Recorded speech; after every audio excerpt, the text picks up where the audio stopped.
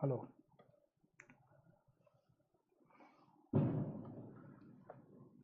Hello and welcome to Let's Crack UPSC CSE. My name is Pratik Nayak and I welcome you all on the largest YouTube platform for civil service preparation in India.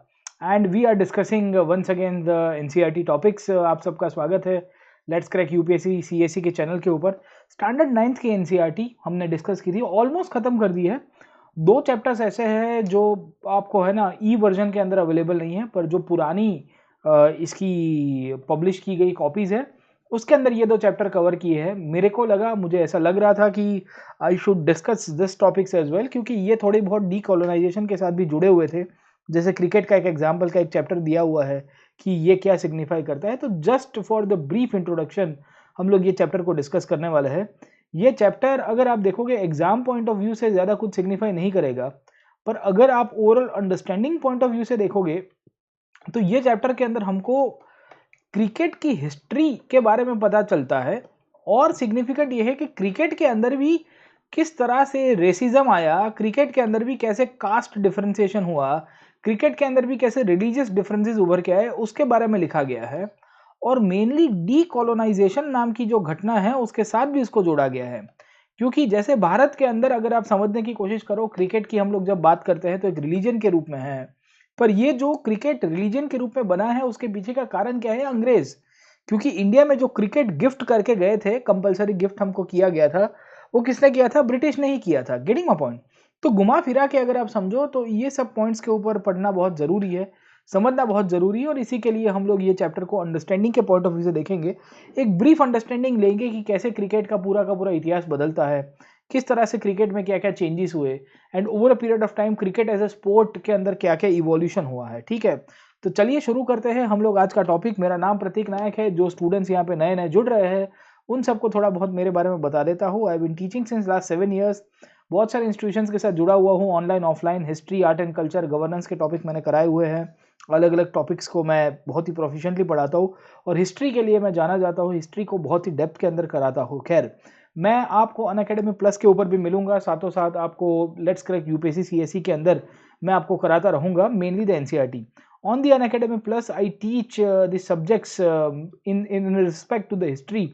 And Unacademy plus अगर आपको पता होगा तो India का largest learning platform है. It's a subscribe platform जहाँ पे आपको फीस के करनी पड़ेगी, पर मैं आपको सजेस्ट करूंगा कि आप हमारे साथ जुड़िए. जो स्टूडेंट्स अभी इनफैक्ट कंफ्यूजन में है कि सर हमको आंसर राइटिंग में प्रॉब्लम हो रही है, उन सब के लिए ये बहुत ही कॉम्प्रिहेंसिव कोर्स लेके आए हो हिस्ट्री आंसर राइटिंग को लेके. And I been covering history answer writing in a very effective way on the plus platform, जहाँ पे एंशियंट, मिडीवल, मॉडर्न, साथों साथ हम लोग देखेंगे art and culture, world history और post independence India.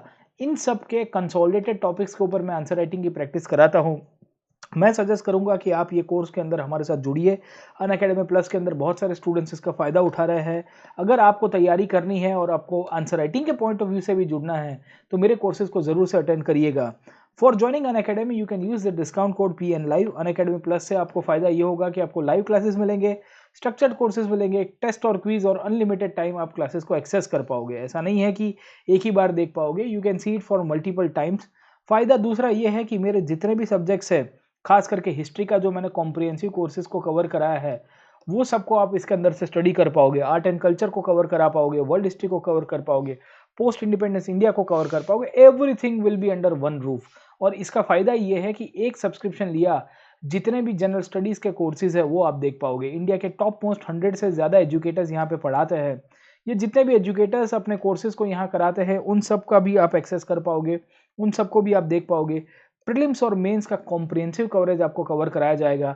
Live classes, doubt solving session, weekly quiz, और सबसे best part है वो है आंसर राइटिंग की part. And in fact answer writing की खासियत ये है कि ये आंसर राइटिंग का कोर्स जैसे अभी मैंने कराया ऐसे और भी एजुकेटर्स कराते हैं. आपको कोई भी डाउट नहीं रहेगा अपनी आंसर राइटिंग एबिलिटी के ऊपर, और हम लोग किस तरह से इम्प्रोवाइज करेंगे उसके बारे में भी आपको गाइड करते रहेंगे. अनलिमिटेड टाइम्स आप लेक्चर्स को अटेंड कर पाओगे, कहीं से भी क्लासेस को आप देख पाते हो, मोबाइल से, लैपटॉप से. टॉप मोस्ट एजुकेटर्स इंडिया के पढ़ाते हैं, उन सब के क्लासेस को एक्सेस कर पाओगे. और इसके लिए आपको अनअकैडमी की एप्लीकेशन डाउनलोड करनी पड़ेगी. प्ले स्टोर और ऐप स्टोर से आप जब अकेडमी की एप्लीकेशन को डाउनलोड करोगे, उसके बाद आपके गोल्स को चूज़ करना है, और आपका गोल होना चाहिए UPSC CSE. After choosing the goal as UPSC CSE आपको दो प्रकार के ऑप्शन मिलेंगे, एक प्लस सब्सक्रिप्शन, दूसरा आइकॉनिक सब्सक्रिप्शन।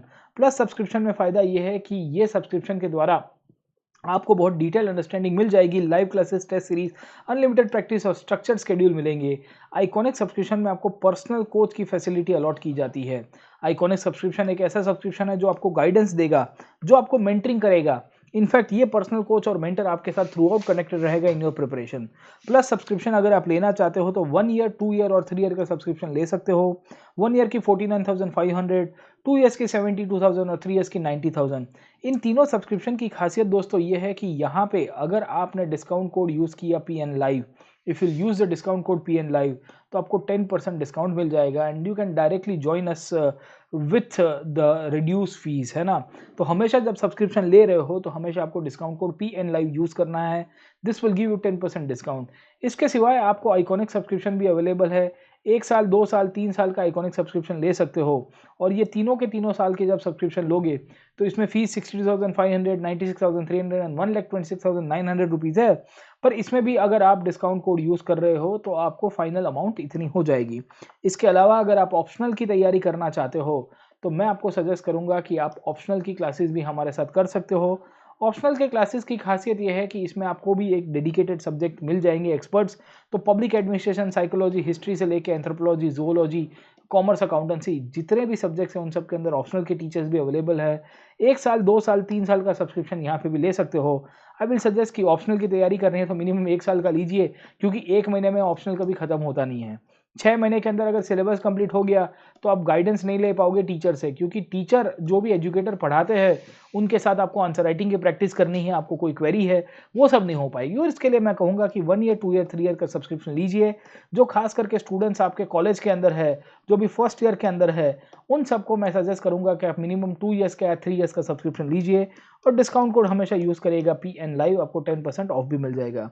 इसके अलावा अनअकैडमी प्लस के ऊपर मेरे फ्रेशल क्लासेस चलते हैं। ये फ्री क्लासेस होते हैं, स्पेशल क्लासेस।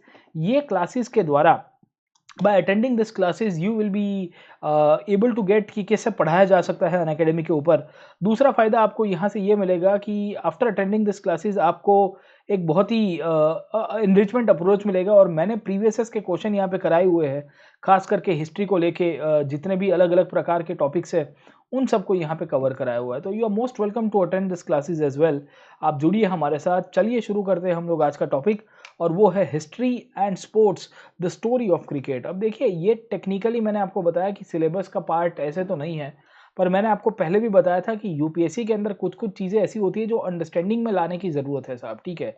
ऐसा ज़रूरी नहीं है कि खाली और खाली सिलेबस के हिसाब से ही हम लोग बुलेट पॉइंट के हिसाब से ही, वो है ना कि वो बुलेट पॉइंट लिखा है वही करना है साहब, ठीक है। अंडरस्टैंडिंग इसके लिए क्योंकि कॉलोनियलिज्म एक ऐसी आइडियोलॉजी है जो सब जगह पे इम्पैक्ट करेगी, स्पोर्ट्स के अंदर भी करती है। क्योंकि आज जो हम लोग स्पोर्ट्स खेल रहे हैं, ये स्पोर्ट्स तो अंग्रेजों ने हमको दी थी साहब। क्रिकेट की जो पूरी हिस्ट्री है वो तो अंग्रेजों के साथ है, और स्पोर्ट्स के साथ रेसिज्म जुड़ा हुआ है। There is the issue of racism in sports as well, है ना।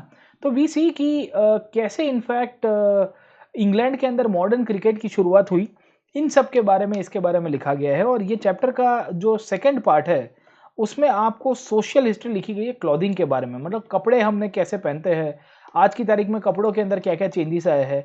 इनफैक्ट ये क्लॉथिंग के चैप्टर की खासियत ये है कि यहाँ से हमको कीवर्ड्स मिल जाएंगे।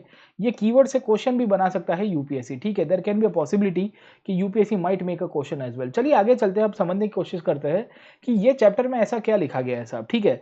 तो एनसीईआरटी कहता क्या है साहब, what does the NCERT talks about. NCERT ये कहता है कि history is not just about the dramatic events in the world. इतिहास खाली दुनिया के अंदर ड्रामेटिक इवेंट्स है वो नहीं हुआ है साहब। It is also about the small things in our life. छोटी छोटी घटनाएं जीवन के अंदर है वो भी जरूरी है साहब, ठीक है ना।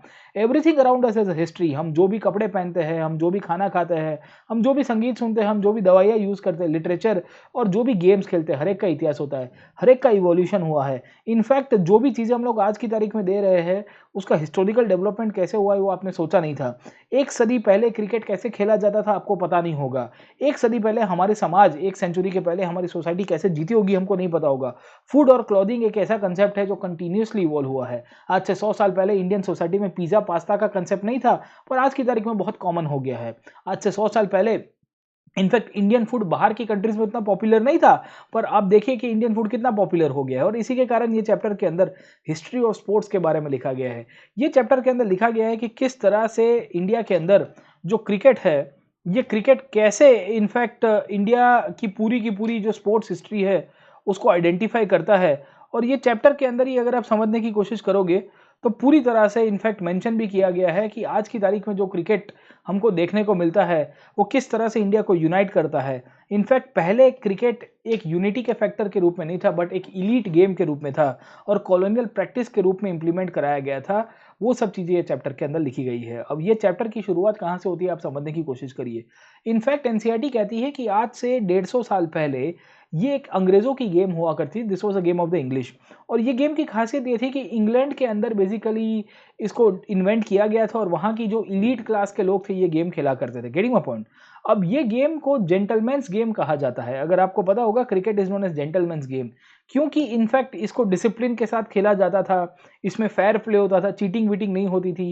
And as a part of the gentleman's game British government और ब्रिटिश ऑफिशियल्स और बेसिकली वहाँ की जो सोसाइटी के लोग थे वो चाहते थे कि ये एजुकेशन या क्रिकेट की ये पूरी की पूरी ट्रेनिंग देके इंग्लैंड के जो नागरिक थे उनको एक आइडियल सिटीजन बनाया जाए। समझ में आया आपको? ठीक है, they wanted to make the British citizen as an ideal citizen.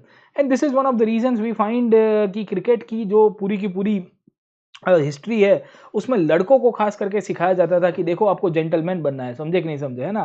So initially आपको वुमेन को या गर्ल्स को अलाउ नहीं किया जाता था, पर धीरे धीरे धीरे ऐसा होता है कि ये जो क्रिकेट नाम की घटना है या जो गेम है वो इंग्लैंड से उड़ते उड़ते भारत में लेके आए जाती है। आपने लगान मूवी देखा होगा साहब, ठीक है? कॉलोनीज के अंदर चलती है और अंग्रेजों ने ऐसा सोचा था कि उनके वहां पे जिस हिसाब से क्रिकेट खेला जाता है वैसा ही क्रिकेट कॉलोनीज के अंदर खेला जाएगा। गेटिंग माय पॉइंट, है ना? तो वी फाइंड कि कॉलोनियल मास्टर्स को ऐसा लगता था कि ये लोग गेम को वैसे ही खेलेंगे जैसे इंग्लैंड के अंदर खेला करते थे। और इसी के कारण इनको ऐसा लग रहा था कि इंडिया के लोग क्रिकेट खेल नहीं पाएंगे। बट प्रॉब्लम क्या होती है कि धीरे धीरे धीरे हमारे लोगों ने क्रिकेट को सीखा, इनफैक्ट उनसे अच्छा क्रिकेट खेलने की शुरुआत की और एट टाइम्स अंग्रेजों को बीट कर दिया उन्हीं की गेम के अंदर। We were able to beat the British in their own game. और जब ने हमने अंग्रेजों को उनके गेम के अंदर बीटअप कर दिया तो उसके बाद बेसिकली एक इशू क्रिएट होता है जिसे हम लोग कहते हैं कॉलोनियलिज्म एंड नेशनलिज्म। समझ में आया कि नहीं है आपको? ठीक है, क्योंकि कॉलोनी की प्रैक्टिस के तहत इंडिया में क्रिकेट इंट्रोड्यूस हुआ।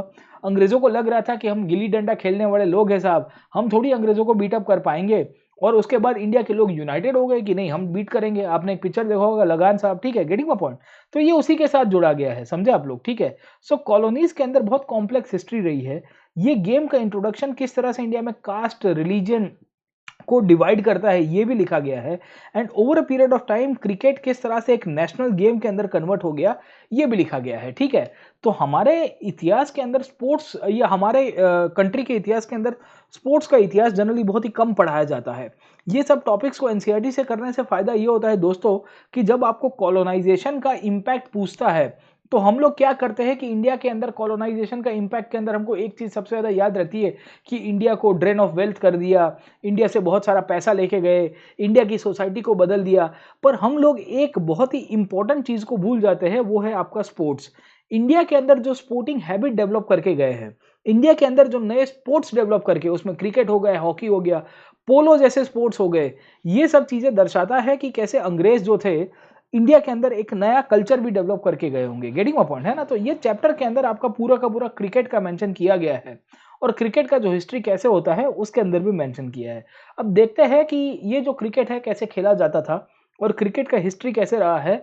ये सबसे पहला पार्ट ये चैप्टर का ये बोलता है। ठीक है, तो ये चैप्टर कहता है कि जब क्रिकेट एज अ स्पोर्ट्स की जब शुरुआत होती है तो क्रिकेट के अंदर जो बैट थे वो बैट भी अलग अलग प्रकार के यूज होते थे। If you can see this photograph, अगर आप ये फोटोग्राफ को देख पा रहे हो तो ये फोटोग्राफ के अंदर क्या दिख रहा है साहब? ठीक है, तो अगर आप फोटोग्राफ को थोड़ा ध्यान से देखोगे तो आपको चीजें समझ में आएगी। क्रिकेट का बैट है साहब, this is an example of the bat of cricket. आपको लग रहा होगा कि it is more of a hockey stick, है ना? अगर आप देखो कि ये बैट कुछ ऐसा है, ठीक है, this is the level of bat साहब, ठीक है ना? तो ये बैट आपको कुछ ऐसा दिख रहा है, तो it's more of a hockey stick, है ना? आपने ऊपर से पकड़ लिया यहाँ से और मार दिया। गेटिंग माय पॉइंट, है ना? तो एनसीईआरटी कहता है और नॉर्मली हिस्ट्री की क्रिकेट की यही है कि cricket Guru out of the stick and the ball games played in the England. England के अंदर बेसिकली 500 साल पहले लोग लकड़ी से और गेंद से खेला करते थे। और ये जो बैट नाम का शब्द है उसका मतलब ये होता है एक स्टिक, समझे कि नहीं समझे। बैट जिसे हम लोग आज की तारीख में कुछ इस प्रकार की बैट हम लोग मानते हैं कि ये बैट हो गई, इसको पकड़ के हम लोग हिट करेंगे, पर पहले स्टिक से या क्लब से खेला जाता था, ठीक है ना। तो वी फाइंड कि 17वीं सेंचुरी के आसपास की टाइम है जब क्रिकेट की जब हम लोग बात करेंगे तो एक स्पोर्ट के रूप में बनने की शुरुआत होती है और इतना पॉपुलर हो गया। तो धीरे धीरे धीरे हमको पता चलता है कि लोगों की इनफैक्ट क्रिकेट के प्रति इतनी सारी फीलिंग डेवलप हो गई, वो पूरा इनफैक्ट सुबह दोपहर शाम क्रिकेट खेलने के पीछे पागल हो जाते हैं इंग्लैंड के अंदर साहब, ठीक है। अब इंग्लैंड में जब more and more people will be joining two play the cricket and instead of going for the church, तो चर्च ने पेनल्टी लगाने की शुरुआत कर दी। चर्च ने कहा कि भाई हमारी पब्लिक जो है वो अलग रास्ते पे जा रही है और हमारी इनफैक्ट जो चर्च की जो सर्विसेज है वहाँ नहीं आ रहे। अगर आपको पता होगा तो क्रिश्चियन सोसाइटी के अंदर संडे को मास रहता है। यू माइट बी अवेयर कि in the Christian society every Sunday there is something called as the gathering, Sunday gathering, या उसको मास के रूप में या चर्च के रूप में पहचानते हैं साहब, ठीक है ना। तो वी फाइंड कि चर्च ने फिर उसके ऊपर पेनल्टी लगाई थी। ये सब चीज़ों से हमको पता चलता है कि कैसे रिलीजन भी स्पोर्ट्स को रोकने की कोशिश कर रहा था। रिलीजन कहता था कि ये चीज़ नहीं होनी चाहिए, ये चीज़ अलाउड नहीं है। खैर वॉट एवर में बी द केस, हमको पता चलता है कि क्रिकेट जो है वो बहुत ही ग्रेजुअली इवॉल्व हुआ है। आज जो हमको बैट दिख रहा है वैसा बैट नहीं हुआ करता था। 18 सेंचुरी के अंदर जो बैट था it was similar to the hockey stick, मैंने आपको बताया ये वाला ऐसा बैट हुआ करता था। और मूलभूत रूप से अगर आप देखोगे ऐसा बैट क्यों था, क्योंकि पहले क्रिकेट के अंदर ओवर आर्म बॉलिंग नहीं होती थी, अंडर आर्म बॉलिंग होती थी, समझे, ठीक है ना। तो अंडर आर्म बॉलिंग जो थी वो यूं करके आप डाल देते हो, है ना, ऐसा यूं करके रोल ऑन कर दोगे। और जब अंडर आर्म बॉलिंग करोगे तो बैट भी आपका ग्राउंड के सटे हुए होना चाहिए, क्योंकि ग्राउंड को हिट करके जाएगा, समझे आप लोग, ठीक है। So this is one of the reasons के बैट के अंदर ये कर्विंग हुआ करता था।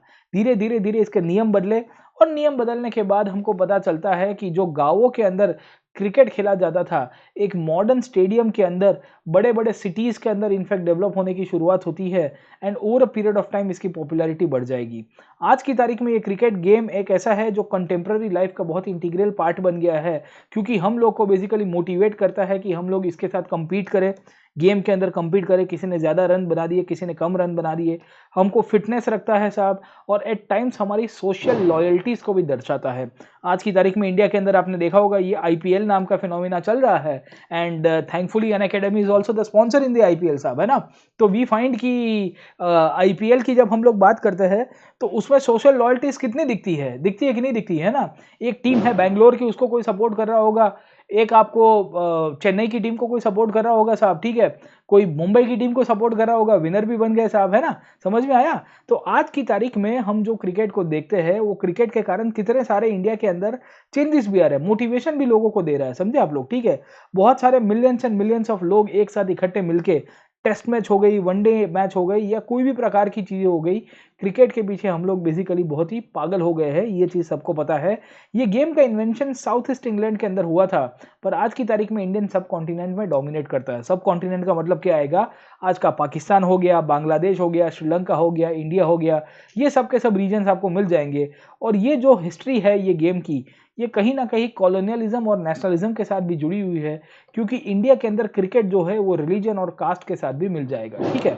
तो विल ट्राई टू अंडरस्टैंड कि ये कैसे डेवलप हुआ, इंडिया के अंदर क्रिकेट का इवोल्यूशन कैसे हुआ। इंडिया के अंदर क्रिकेट का इवोल्यूशन हुआ उसके पहले हमको ये देखना है कि इंग्लैंड में ये गेम का डिस्कशन कैसे होता है, ठीक है। So our history of cricket will first take a look at the evolution of cricket as a game in England. और इनिशियली एक फिजिकल ट्रेनिंग और एथलेटिक स्पोर्ट्स के रूप में जिस चीज़ का डेवलपमेंट हुआ था, धीरे धीरे धीरे एक मॉडर्न गेम के अंदर बन गया। और इवेंचुअली हमको देखना है कि किस तरह से सोसाइटी के साथ भी ये जुड़ जाता है, ठीक है। अगर आप देख रहे हो कि this was the early photograph of the playing of the cricket, और किसी ने इंग्लैंड के अंदर इस प्रकार का फोटोग्राफ बनाया था कि कैसे सोसाइटी क्रिकेट खेला करती थी और लोग बैठा करते थे, गेटिंग माय पॉइंट, है ना। अब ये चैप्टर का सबसे फर्स्ट पार्ट शुरू होता है। ये फर्स्ट पार्ट कहता है the historical development of cricket as a game in England. England के अंदर सबसे पहली दफा क्रिकेट का कैसे डेवलपमेंट हुआ, ठीक है ना। तो पता चलता है कि 18th और 19th सेंचुरी के अंदर क्रिकेट जो है सबसे इनिशियली खेला जाने की शुरुआत होती है। और मेनली जब हम लोग समझने की कोशिश करते हैं कि ये गेम ग्रेजुअली डेवलप हुई। इनिशियली ये गेम अगर आप समझोगे तो आपको टेस्ट क्रिकेट के रूप में मिलेगी, जो 5 दिन या 6 दिन के लिए खेला जाता था, और कभी कभी इसका कोई आउटकम नहीं रहता था। The match used to go on a draw. In fact ठीक है, अगर आप समझोगे तो कोई भी टीम जीतती नहीं थी, कोई भी टीम हारती नहीं थी। समझ में आया कि नहीं है आपको, ठीक है। और ये स्पोर्ट कितना लेंथी था आप समझने की कोशिश करिए कि ये 5-5 दिन तक आपको खेलना पड़ता है। आज की तारीख में भी टेस्ट क्रिकेट जो है वो अच्छे-अच्छे खिलाड़ियों का टेस्ट कर देता है। समझ में आया आपको? ठीक है। So we find no other modern team sport takes even half as much as the time to complete. इतना लेंथी कोई भी स्पोर्ट्स नहीं खेलता है। इवन फुटबॉल की मैच देखोगे तो वो 90 मिनट्स के अंदर खत्म हो जाती है। होती है कि नहीं होती है साहब? ठीक है ना? फुटबॉल में 90 मिनट्स में खत्म हो जाता है और आपको रिजल्ट भी मिल जाता है। ड्रॉ हुआ या फाइनल क्या होता है साहब? ठीक है। बेसबॉल जैसे गेम को भी अगर आप समझने की कोशिश करोगे, वो भी आराम से क्रिकेट के आधे टाइम के अंदर खत्म हो जाती है। समझे कि नहीं समझे? उसके सामने जब हम लोग समझने की कोशिश करते हैं, इवन हमारा ओडीआई मैच है, वनडे मैच है, वो भी पूरा दिन लगाता है। तो ये सब चीज़ें दर्शाती है कि क्रिकेट एक गेम के रूप में बहुत ही इंटरेस्टिंग गेम है। इनफैक्ट ये क्रिकेट की जब हम लोग बात करते हैं, उसमें आपको पिच की साइज़ जब हम लोग बोलेंगे, तो वो स्पेसिफाइड है, पर ग्राउंड की साइज़ स्पेसिफाइड नहीं होती है, ठीक है ना? तो इनिशियली आपको पता होगा कि 22 गज की पिच होती है और उसके आजू-बाजू में जो ग्राउंड होगा, वो ग्राउंड की साइज़ एट टाइम्स चेंज होती रहती है। गेटिंग माय पॉइंट, है ना? तो वी फाइंड कि क्रिकेट एक ऐसी गेम के रूप में है, जहाँ इसके क्रिकेट के ग्राउंड की साइज़ पहले डिटरमाइन नहीं होती थी। हॉकी, फुटबॉल जैसे के अंदर तो आपको मिल जाएगी। And this is one of the reasons आपको कभी-कभी ओवल ग्राउंड मिलेंगे। You might have seen the Oval ground, जैसे एडिलेड करके एक जगह है ऑस्ट्रेलिया के अंदर, चेपॉक आपको चेन्नई के अंदर मिलेगा, ओवल ग्राउंड है साहब, ठीक है? Getting my point? उसके सामने अगर आप समझने की कोशिश करोगे, कुछ-कुछ ग्राउंड इतने बड़े साइज़ के हैं, तो वहाँ पे 6 मारने में प्रॉब्लम हो जाती है। 6 at the Melbourne cricket ground, MCG करके जगह है साहब, ऑस्ट्रेलिया के अंदर Melbourne cricket ground, needs to clear much more ground than a lofted shot for the same reward at Feroz Shah Kotla साहब, ठीक है ना? तो मेलबोर्न क्रिकेट ग्राउंड के अंदर अगर आप 6 मारोगे, तो हालत खराब हो जाती है और फिरोज शाह कोटला के अंदर वो स्टेडियम के बाहर चला जाएगा। इतना बड़ा इनफैक्ट आपका मेलबोर्न क्रिकेट ग्राउंड का पार्ट है, ठीक है? अब सवाल ये आता है कि कुछ-कुछ स्टेडियम ओवल शेप के हैं, कुछ-कुछ स्टेडियम अगर आप देखोगे राउंड शेप के हैं, कुछ-कुछ स्टेडियम की साइज़ बहुत बड़ी है, कुछ-कुछ स्टेडियम की साइज़ अगर आप देखोगे, तो आपको बिग मिलेगी और किसी में छोटी मिलेगी। अब ऐसा क्यों बोला गया साहब, ठीक है? इसके पीछे कुछ हिस्टोरिकल रीज़न्स है और कुछ-कुछ इश्यूज़ भी आपको इसके अंदर से मिल जाएँगे। गेटिंग माय पॉइंट, है ना? तो इनिशियली क्या हुआ कि क्रिकेट के अंदर जो गेम की हम लोग जब बात करेंगे, ये गेम की खासियत ये है कि इसमें रूल्स एंड रेगुलेशंस ओरिजिनली आपके हुआ करते थे पर लिमिटेड थे, ठीक है? गेटिंग माय पॉइंट, है ना? सबसे पहले क्रिकेट के अंदर जो लॉज़ लिखे गए, जो गेम के रूल्स लिखे गए, वो 1744 में लिखे गए, जिसका नाम है द लॉज़ ऑफ क्रिकेट, ठीक है? तो ये हमारे लिए इंपॉर्टेंट बन जाता है। इनफैक्ट जिन-जिन लोगों की हॉबी होती है ना, यूपीएससी के इंटरव्यू में एट टाइम्स अगर आप जाओगे, तो यूपीएससी के इंटरव्यू के अंदर आपको पूछा जाता है कि भाई तुम्हारी हॉबी क्या है, ठीक है? और काफ़ी बच्चे लिखते भी हैं कि my hobby is playing sport like cricket. तो जैसे ही क्रिकेट की बात करते हैं तो आधे लोगों को इनफैक्ट जो एग्जामिनर्स बैठे होते हैं वहाँ इंटरव्यू पैनल के अंदर, वो लोग आपको क्वेश्चन भी करते हैं, अच्छा कि आपकी हॉबी क्रिकेट है, तो आप हमको बताइए कि क्रिकेट के रूल्स कब लिखे गए थे सबसे पहले, ठीक है? तो तब आपके घर भी हो जाएंगे क्योंकि आपने पढ़ा नहीं होगा, एनसीईआरटी में से ये सब चीज़ें देखी होगी, तो एटलीस्ट आपकी ठीक रहती है। गेटिंग माय पॉइंट, है ना? तो ये जो लॉज ऑफ क्रिकेट है, ये लॉज ऑफ क्रिकेट के अंदर लिखा गया था कि कैसे नियमों को फॉलो करना है। अब मेनली जब हम लोग नियम फॉलो करते हैं तो क्रिकेट के अंदर आपने देखा होगा कि ये आपका फ्रंट साइड है, ये मतलब बॉलर साइड है और बैट्समैन साइड है साहब।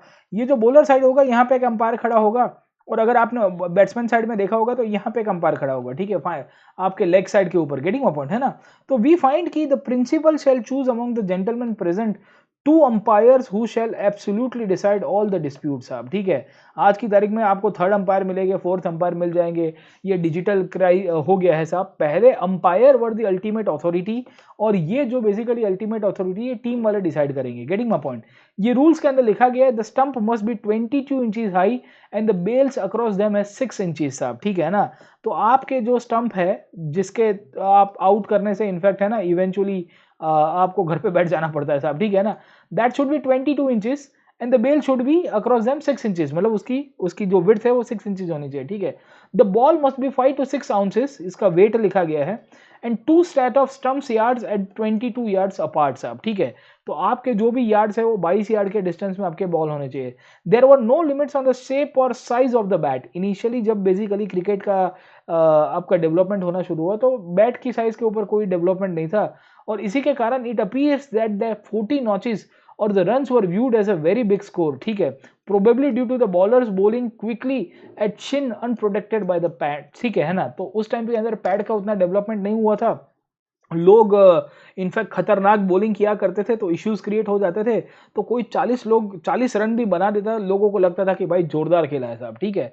अब भारत या पूरे दुनिया के अंदर जब हम लोग क्रिकेट की हिस्ट्री की बात करते हैं तो क्रिकेट खेलने की शुरुआत पहले क्लब क्रिकेट के रूप में हुई। क्लब क्रिकेट का मतलब है कि छोटे छोटे ग्रुप्स बनते, उन्होंने अपनी एक टीम बना दी। और सबसे पहले 1760s के दौर में हैम्बल्डन करके जगह है, वहां पे सबसे पहला क्लब क्रिकेट बना, आपका क्लब बनता है। और दूसरा बात आपको मैरीबोलिन क्रिकेट क्लब मिलेगा एमसीसी 1787 के अंदर साहब, ठीक है। ये दोनों के दोनों आपको सबसे मोस्ट इंपॉर्टेंट मिलेंगे। एमसीसी आज की तारीख में भी बहुत ही इंपॉर्टेंट है साहब, ठीक है। 1788 तक आते आते एमसीसी ने अपना सबसे पहला लॉज का जो ड्राफ्ट है वो तैयार किया और उन्होंने बताया कि कुछ इस प्रकार के नियम क्रिकेट के अंदर होने चाहिए। The MCC's revision of laws brought in series of changes in the game that occurred in the second half of the 18th century साहब। 18वीं शताब्दी तक आते आते आपकी एमसीसी करके जो बॉडी है साहब, ये आपको ऑस्ट्रेलिया के अंदर मिलेगी साहब। इन्होंने बेसिकली बताया कि किस तरह से आपको क्रिकेट के रूल्स करने हैं और धीरे धीरे धीरे हम लोग समझने की कोशिश करेंगे। तो पहले जो क्रिकेट था वो ऐसे अंडरआर्म खेला जाता था, बॉल जो है वो ग्राउंड में रगड़ के जाता था। अब बोला गया है कि बॉल को आपको थ्रो करना है, you are supposed to throw the ball on the air. तो बॉलर की जो एक्शन है ये सब होने की शुरुआत हुई। तो पहले ग्राउंड के अंदर क्रिकेट खेला जाता था ऐसे अंडरआर्म खेलते हुए, अब हवा में बॉल डालने की शुरुआत होती है। Getting my point? So this is one of the reasons कि अब बॉलर के पास ऑप्शन रहे कि वो जितना जोर से डालेंगे, जितना स्ट्रांगली डालेंगे, उतनी पेस बढ़ेगी। एट टाइम्स बहुत लोगों को स्पिन और स्विंग करने का भी मौका मिला। इनफैक्ट जो स्पिनर्स है उनका भी डेवलपमेंट होता है। और बैट्समैन की जब हम लोग बात करते हैं तो बैट्समैन को अब मौका मिलता है कि वो बॉल को देखते हुए इवेंचुअली अपना शॉट मारेंगे साहब, ठीक है। तो टाइमिंग है, शॉट सिलेक्शन है, इन सब के अंदर आपको कहीं ना कहीं अगर आप देखोगे तो फायदा होगा। प्रॉब्लम क्या था कि इनिशियली क्रिकेट के अंदर जो आपका बैट था वो हॉकी के जैसा था। अभी मैंने आपको बताया कि इनिशियली क्रिकेट के अंदर जो बैट था वो कैसा है, हॉकी के जैसा है साहब, इस प्रकार का है। अगर कोई बॉलर सामने से डाल रहा है तो you can not play with this kind of bat. You need a bat जो फ्लैट सरफेस हो, यू नीड अ बैट जिसका हैंडल हो। समझे कि नहीं समझे, है ना। तो उसके बाद पहले हॉकी शेप्ड या आपकी जो स्टिक लाइक बैट हुआ करता था उसको बदल के फाइनली अब कैसा बैट हो गया साहब, आपका स्ट्रेट वाला बैट हो गया। गेटिंग माय पॉइंट, है ना। सो वी फाइंड कि इन दिस सिचुएशन क्रिकेट के अंदर धीरे धीरे धीरे प्रकार से आपके बैट की साइज बदल जाती है, बैट नई तरह से उभर के आया। साथों साथ हमको देखने को मिल रहा है कि अब बॉल जो है वो बॉल का डायमेंशन भी फिक्स कर दिया गया, क्योंकि बैट के ऊपर जो बॉल है वो ऐसे ही हिट करेगा। समझे कि नहीं समझे, है ना। तो we find the ball will be hitting the bat in this way very effectively. और बैट्समैन जो है उसको बोला जाता था कि आपको इस तरह से मारना है। Getting my point? साथों साथ हमको पता चला कि बैट्समैन ने अगर बॉल को मारने की जगह अपने बॉडी से इनफैक्ट बॉल को रोक दिया तो क्या उसको आउट कंसीडर किया जाएगा, नहीं किया जाएगा। और इसके लिए क्या होता है, 1774 में पहली बार LBW आपको दिखेगा साहब, ठीक है ना। तो लेग बिफोर द विकेट हमको यहाँ पे मिलता रहता है। एंड वी ऑल्सो फाइंड कि थर्ड स्टंप जो है वो भी कॉमन हो गया। पहले क्या थे, एक स्टंप यहाँ पे, एक स्टंप यहाँ पे, दोनों के बीच में 6 इंच का डिस्टेंस और आपका खत्म हो गया। अब डिसाइड किया गया कि नहीं, एक स्टंप आपको बीच के अंदर भी मिल जाएगा। Getting my point? इस तरह से हमको पता चलता है कि क्रिकेट के अंदर इवोल्यूशन हुआ। इसके साथ साथ हमको पता चलता है कि पहले आपकी जो लेंथ ऑफ गेम थी वो थोड़ी शॉर्ट ड्यूरेशन में थी। अब यहाँ पे 3 डेज की मैच खेलने की शुरुआत होती है 1780 तक आते आते। और साथों साथ हमको पता चल रहा है कि बॉल की साइज और डायमेंशंस भी बदल गए। ये सब चीज़ें 19th सेंचुरी के अंदर आती है। ये 19th सेंचुरी के अंदर हमको पता चलता है कि अब बॉल जो है वो आपका हैवी हो गया है, बॉल की साइज अब बढ़ गई है। और बॉल की साइज जब बढ़ने के कारण और हैवीनेस होने के कारण अब प्रोटेक्शन का प्रश्न आया। And this is one of the reasons we find कि बॉल का जो डायमेंशन बढ़ता है इसके कारण पैड्स आ गए, ग्लव्स आने की शुरुआत होती है। साथों साथ हमको पता चलता है कि पहले बाउंड्री का कंसेप्ट नहीं था, मतलब ग्राउंड के बाहर बॉल जाए तो क्या होगा वो कंसेप्ट नहीं था। बाउंड्री का कंसेप्ट आ गया कि अगर उड़ के जाएगा तो 6 है, ग्राउंड से जाएगा तो क्या है साहब, ठीक है ना, आपका 4 कंसीडर किया जाएगा। ओवरआर्म बॉलिंग जो है यूं तरह से आप डालते हो ऊपर से हाथ डाल के, वो भी शुरुआत होती है। और एक ऐसा स्पोर्ट जो पहले गलियों के अंदर खेला जाता था, गांवों के अंदर खेला जाता था, वो इंडस्ट्रियल रिवॉल्यूशन के अर्ली फेज तक आते आते 18th सेंचुरी का जो लेट फेज का पीरियड है, मतलब कब होगा, 1780 1790s तक आते आते एक मैच्योर स्पोर्ट के अंदर कन्वर्ट हो गया है। And this is one of the reason cricket एक ऐसा गेम हो गया है जो पहले एक ग्रामीण पृष्ठभूमि में खेला जाता था, आज की तारीख में अगर आप देखोगे टेस्ट मैच के अंदर खेला जाता है। ओरिजिनली क्रिकेट के अंदर कोई लिमिट नहीं थी कि कितने दिन तक गेम चलेगी। आज 5 दिन है या 1 दिन है, आजकल तो T20 भी आ गए हैं, 2 घंटे के अंदर गेम चली जाएगी साहब, ठीक है ना? तो ये जो सिचुएशन है ये धीरे-धीरे ग्रेजुअली इंग्लैंड के अंदर उभर के आती है। इंग्लैंड में इनिशियली ये जो आपका गेम है वो गाँवों के अंदर खेला जाता था। उसके पीछे का कारण यही था कि गाँव वाले जब ऐसे ही फ्री पड़ते थे तो आराम से गेम खेल दिया करते थे। जैसे समय आगे चलता गया वैसे-वैसे हमको पता चलता है कि इनफैक्ट लोग इंडस्ट्रियलाइज़ेशन की तरफ चले गए। इंग्लैंड में औद्योगिक क्रांति होती है। अब संडे को ही टाइम था, उसमें भी आप 2-3 स्पोर्ट्स नहीं खेल सकते। तो क्रिकेट के अंदर भी हमको ये देखने को मिलता है कि पहले टाइम फैक्टर नहीं था, अब टाइम फैक्टर भी आ जाता है। वेगनेस जो था वो वेगनेस भी इवेंचुअली देखोगे धीरे-धीरे क्लब आउट हो जाता है। पहले क्रिकेट के बॉल आपकी जो स्टेडियम की साइज़ थी वो फिक्स नहीं थी। अब धीरे-धीरे उसका भी फिक्सिंग हो जाएगा। गेटिंग माय पॉइंट, है ना? तो वी फाइंड कि इंग्लैंड के अंदर आपके यहाँ पे जो ग्राउंड थे वो अलग-अलग प्रकार के उभर के आए और डिसाइड किया गया कि ये ग्राउंड के बाहर बॉल अगर हवा में उड़ के गया तो उसको 6 कहेंगे या 4 कहेंगे साहब, ठीक है ना? Getting my point. तो वी फाइंड कि जैसे-जैसे क्राउड के अंदर बॉल चला जाता था या और भी इश्यूज़ क्रिएट हो जाते थे, बाउंड्रीज़ के अंदर कोई इश्यूज़ हो जाते थे, तो एट टाइम्स फिर यहाँ पे प्रॉब्लम होते थे। Getting my point. तो इसके लिए इनिशियली इनके जो की क्रिकेट के लॉज़ थे उसके अंदर लिखा जाता था, the law simply lay down that the umpire shall agree with both the captains on the boundaries of the playing area. मतलब ये है कि पहले अंपायर दोनों कैप्टन्स को बोल देगा कि देख भाई, ये बाउंड्री मैंने बनाई है, वो झाड़ है, वो बाउंड्री है, वो साइकिल पड़ी है, वो बाउंड्री, उसके बाहर बॉल गया तो 6 या 4 हम लोग कंसीडर करेंगे। गेटिंग माय पॉइंट, है ना? तो ये इस तरह की आपको डेवलपमेंट मिलती रहेगी और ग्रामीण विस्तार के अंदर इंग्लैंड में इस तरह से आपके क्रिकेट की डेवलपमेंट होती रहती है साहब, ठीक है ना? अब आप समझने की कोशिश करिए। इनिशियली जो इंग्लैंड के अंदर हम लोग जब क्रिकेट की बात करते हैं, उसमें बैट किस तरह से बनता था, बॉल किससे बनता था, आपका स्टंप है किससे बनता था, गेटिंग माय पॉइंट, है ना? तो वी फाइंड बॉल जो है वो आपके हैंडमेड होते थे, लेदर से बनते थे, कॉर्क बॉल कहते हैं हम लोग साहब, ठीक है? बैट हम लोग जब बात करेंगे वो लकड़े से बनेंगे, स्टंप भी लकड़े से बनेंगे, बेल्स भी लकड़े से बनेंगे साहब, ठीक है? ये जो लकड़ा है बहुत ही इंटरेस्टिंग है। आज की तारीख में इंडिया के अंदर जो लकड़ा है बैट के लिए वो यूरोप से आता है, सर्बिया नाम का एक देश है, वहाँ से आपको मिल जाएँगे साहब, ठीक है? यहाँ नॉर्थ इंडिया के अंदर आपको कश्मीर विलो मिलेगा, आपने देखा होगा साहब, कश्मीर विलो कहते हैं उसको। वो जो लकड़ा है साहब, जम्मू कश्मीर से, हिमाचल प्रदेश से काट के उसमें से बैट बनता है। उसी तौर के ऊपर आज की तारीख के अंदर भी इनफैक्ट तभी भी बैट आपका हाथ से बनता था, तभी भी बॉल भी आपका हाथ से बनता था। आज भी अगर आप देखोगे बैट और बॉल एक ऐसी प्रोडक्ट है जो अभी भी हैंडमेड ही है साहब, उसका इंडस्ट्रियल मैन्युफैक्चरिंग नहीं होता है साहब, ठीक है ना? Getting my point. तो इनिशियली जो बैट है वो सिंगल पीस ऑफ वुड से कट कर दिया जाता था। इनिशियली बैट को ये लोग सिंगल पीस से कट कर देते थे, मतलब एक लकड़े का पीस है, उसमें से इस तरह से काट दिया और आपका काम चल गया। Getting my point. अब प्रॉब्लम ये हो रहा था कि धीरे-धीरे ये बैट की डायमेंशंस बदलती है, बैट की स्ट्रेंथ देने की आवश्यकता होती है और इसके कारण क्या होता है साहब, बैट का डायमेंशन और बैट की जो साइज़ है वो भी बदल जाती है और फिर बैट का हैंडल अलग से होना और नीचे का पोर्शन है वो अलग से होने की शुरुआत होती है। गेटिंग माय पॉइंट, है ना? तो बहुत सारी ट्रेडिंग कंपनीज़ थी, बहुत सारे यूरोपियन लोग थे जो इंडिया के अंदर लकड़ा देख के गए, उन्होंने डिसाइड किया कि क्रिकेट जो है, क्रिकेट को हम लोग थोड़ा नए रूप से अंदर चेंज करने की कोशिश करेंगे। गेटिंग माय पॉइंट, है ना? अब आप समझने की कोशिश करिए, बाकी सारे जितने भी स्पोर्ट हो गए, टेनिस हो गया, गोल्फ हो गया, इन सब के अंदर कहीं न कहीं आपके प्लास्टिक हो गए, फाइबर ग्लास हो गए, मेटल हो गए, उसके बॉल्स होने की ज़रूरत होती है साहब, ठीक है? ख़ास करके गोल्फ के अंदर। क्रिकेट के अंदर डिसाइड किया गया कि जो गेम चल रही है वैसे ही हम लोग करेंगे साहब। और इस तरह से हम लोग जब देखते हैं कि क्रिकेट के अंदर बैट का इवोल्यूशन हुआ, ये बैट के इवोल्यूशन के अंदर इनिशियली लकड़ा यूज़ होता था। एक बार ऑस्ट्रेलिया के अंदर बहुत ही जोरदार क्रिकेटर थे जिसका नाम था डेनिस लिली। ये डेनिस लिली भाई साहब जो थे, उन्होंने एल्यूमीनियम के बैट से इनफैक्ट क्रिकेट खेलने की शुरुआत की। उन्होंने डिसाइड किया कि देखो बैट के लिए कोई रूल्स नहीं बोल रहे। अंपायर ने कहा कि भाई एक्ट ऑन चॉल बे साहब, ठीक है ना? आप इस तरह से ये एल्यूमीनियम से बैट से नहीं खेल सकते क्योंकि एल्यूमीनियम के अंदर ज़्यादा पावर मिलेगा। ज़्यादा पावर मिलने के कारण क्या होगा? Eventually this will be the other team will be at loss, जो सामने वाली टीम है वो लॉस के अंदर हो जाएगी साहब, ठीक है? सो इन दिस सिचुएशन हमको पता चलता है कि जो प्रोटेक्टिव इक्विपमेंट है, जो पैड्स है, ग्लव्स है, वो भी काफ़ी सारे उभर के आए। पहले के टाइम के अंदर जो पैड थे वो आपके कॉटन के हुआ करते थे, पर 1850s तक आते-आते वल्कनाइज्ड रबर का यूज़ होता है।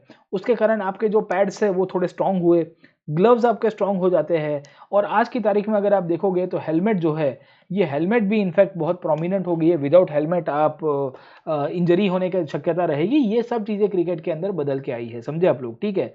तो ये जो चैप्टर है इसके पहले पार्ट के अंदर इवोल्यूशनरी स्टोरी लिखी गई है कि क्रिकेट पहले गाँव से खेला जाता था, गाँव से कैसे धीरे-धीरे कहाँ पहुँच गया शहरों के अंदर पहुंच गया, सिटीज में पहुंच गया, वर्ल्ड के अंदर अलग अलग जगह के ऊपर पहुंच गया।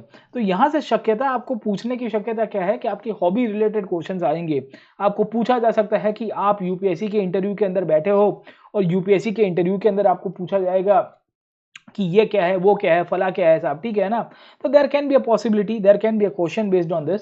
तो आई विल सजेस्ट कि आप थोड़ा इसके अंदर देख लीजिए कि लॉज ऑफ क्रिकेट कब लिखा गया था, लॉज ऑफ क्रिकेट के अंदर क्या बॉल की साइज लिखी थी कि नहीं लिखी गई थी, लॉज ऑफ क्रिकेट के अंदर स्टंप की साइज लिखी थी कि नहीं लिखी गई थी, बैट के बारे में लिखा था कि नहीं लिखा था, बैट के अंदर मैंने अभी आपको बताया कि कितना सारा शेप बदला है, कितना सारा इवोल्यूशन हुआ है, वो सब पॉइंट्स आपको क्रिकेट के बारे में पता होने चाहिए।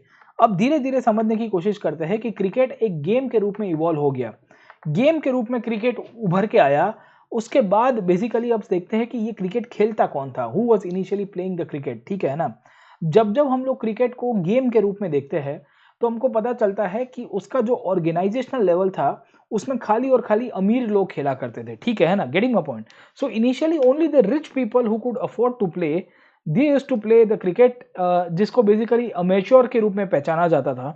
और बेसिकली जो पुअर लोग हैं, जो बेसिकली अपने रोजी रोटी के लिए खेलते थे, ये लोग क्लब क्रिकेट खेलते थे, तो whenever they used to win a match इनको थोड़ा बहुत पैसा मिलता था, उनको प्रोफेशनल क्रिकेटर्स कहा जाता है। तो there were two types of cricketers in England, one were the amateur cricketers. Amateur का मतलब क्या है कि जो ऐसा लोग शौक के लिए खेलते हैं कि भाई चलो संडे आया है, पैसा बहुत है, आज छुट्टी ले लेते हैं और हम लोग बेसिकली क्रिकेट खेल के आएंगे।